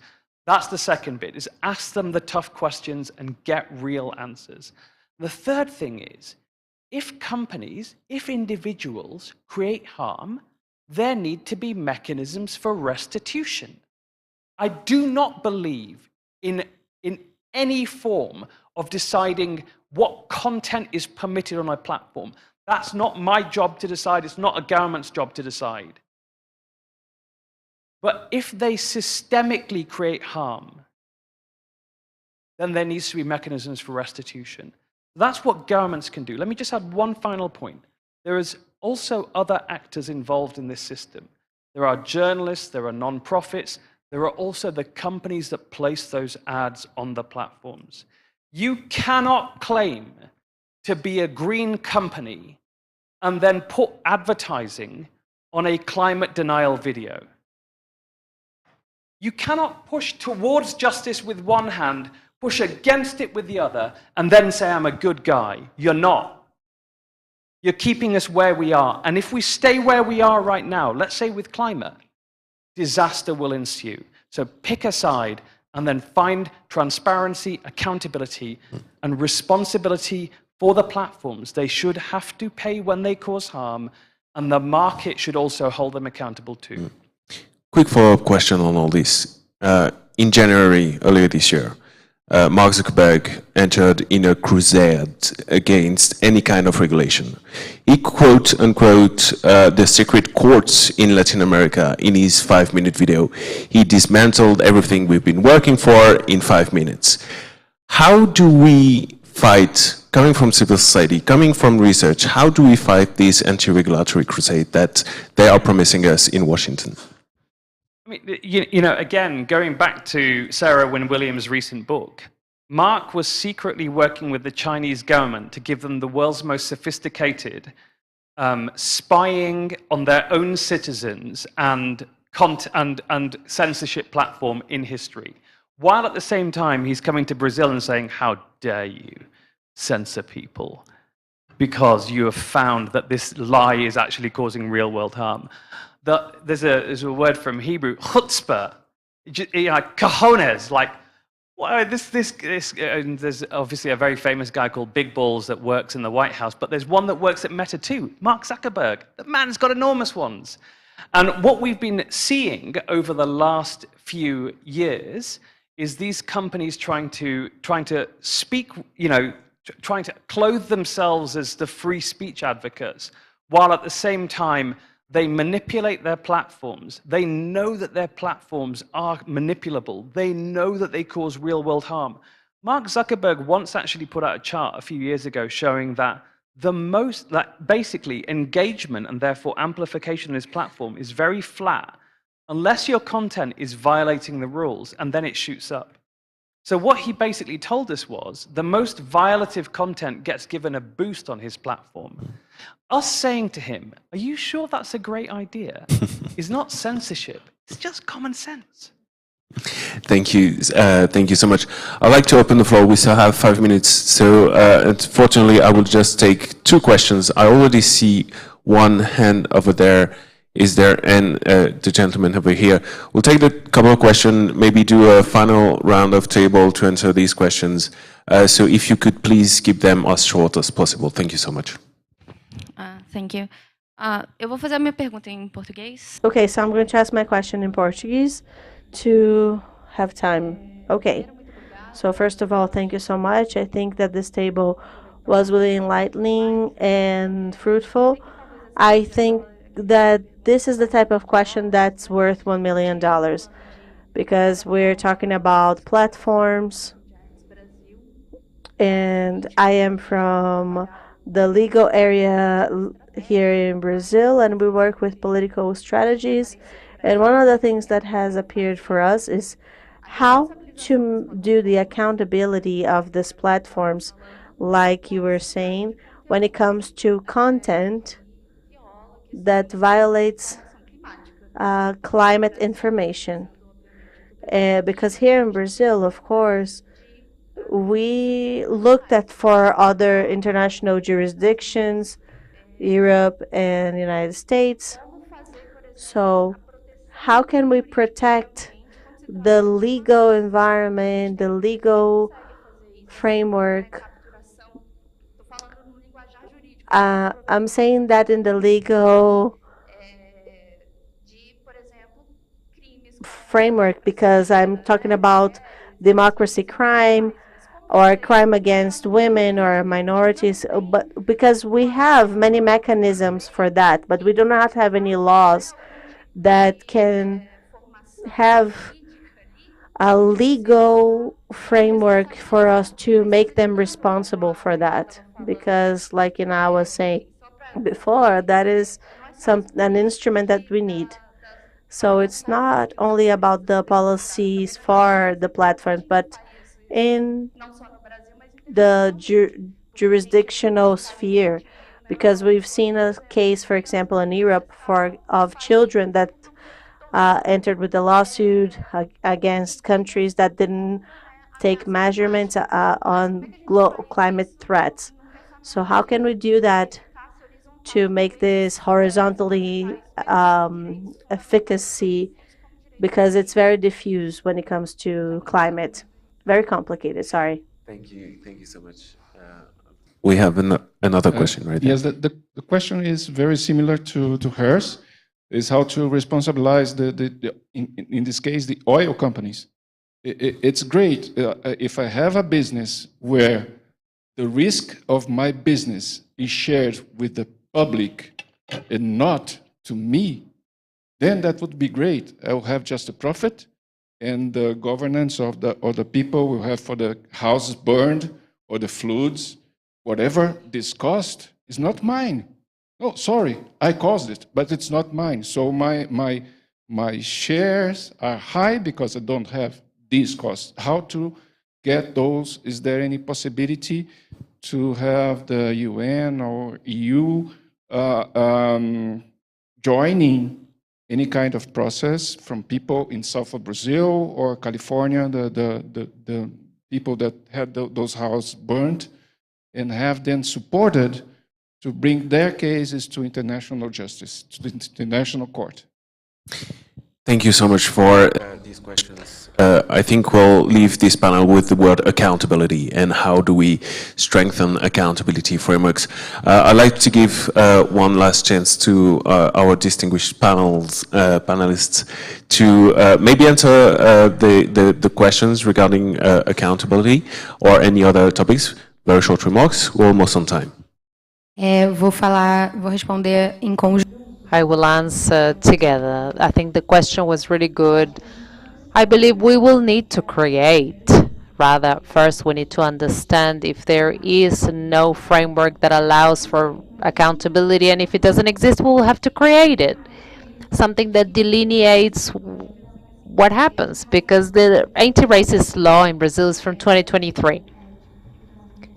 That typifies racism as a crime, and perhaps we still have a long way to go. I think the responsibilization, the accountability is a way to go, but there are others. Accountability, civil accountability, and the discussion on that within platforms became sort of the only way, and transparency, I believe, is a different way. We have to explore other alternatives.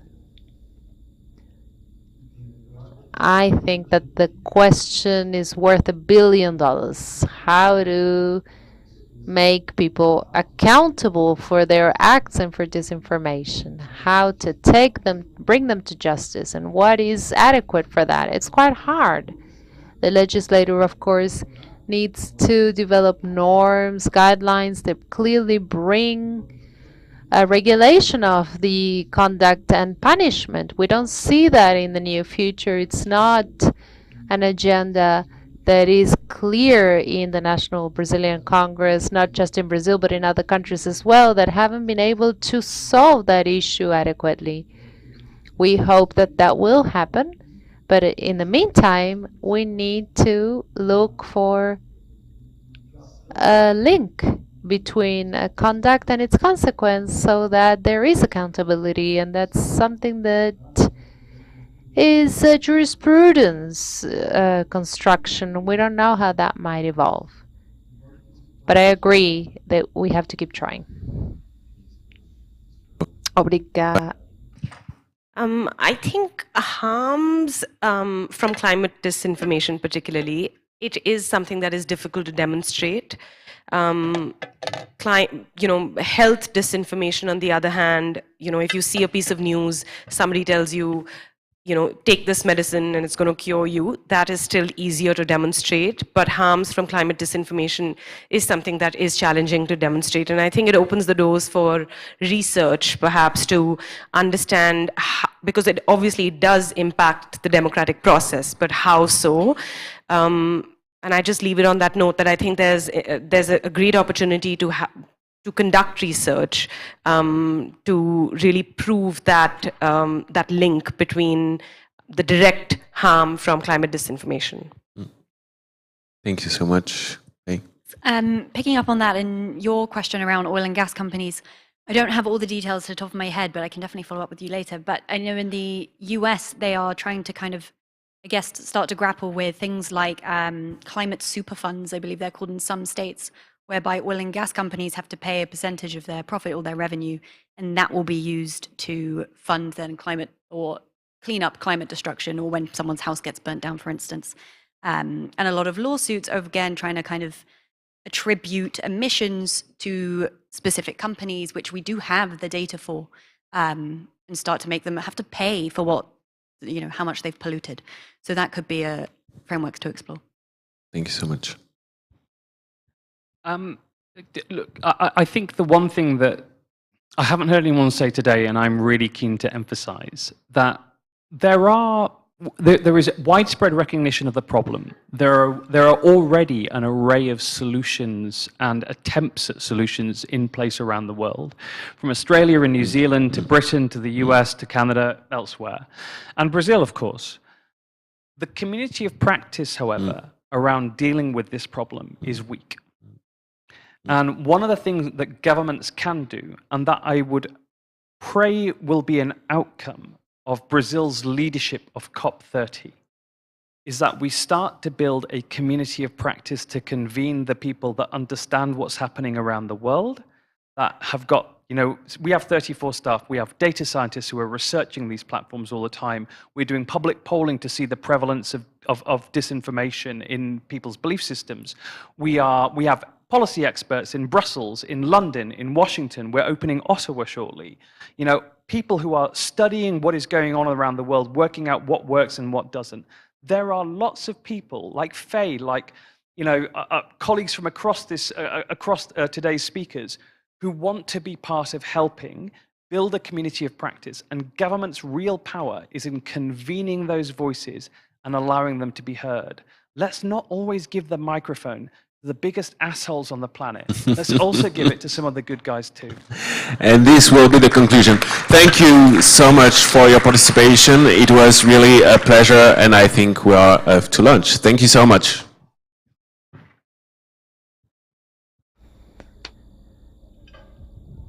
Olha que maravilha.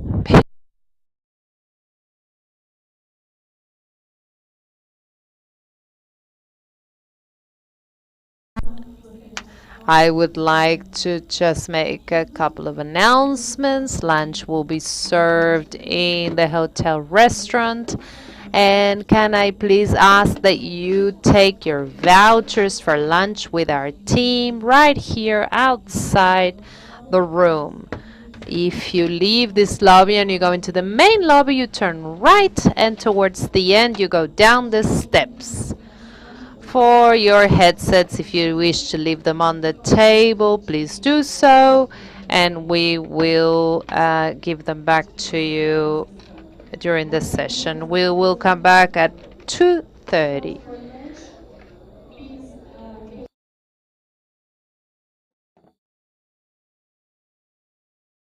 Restaurant of the hotel.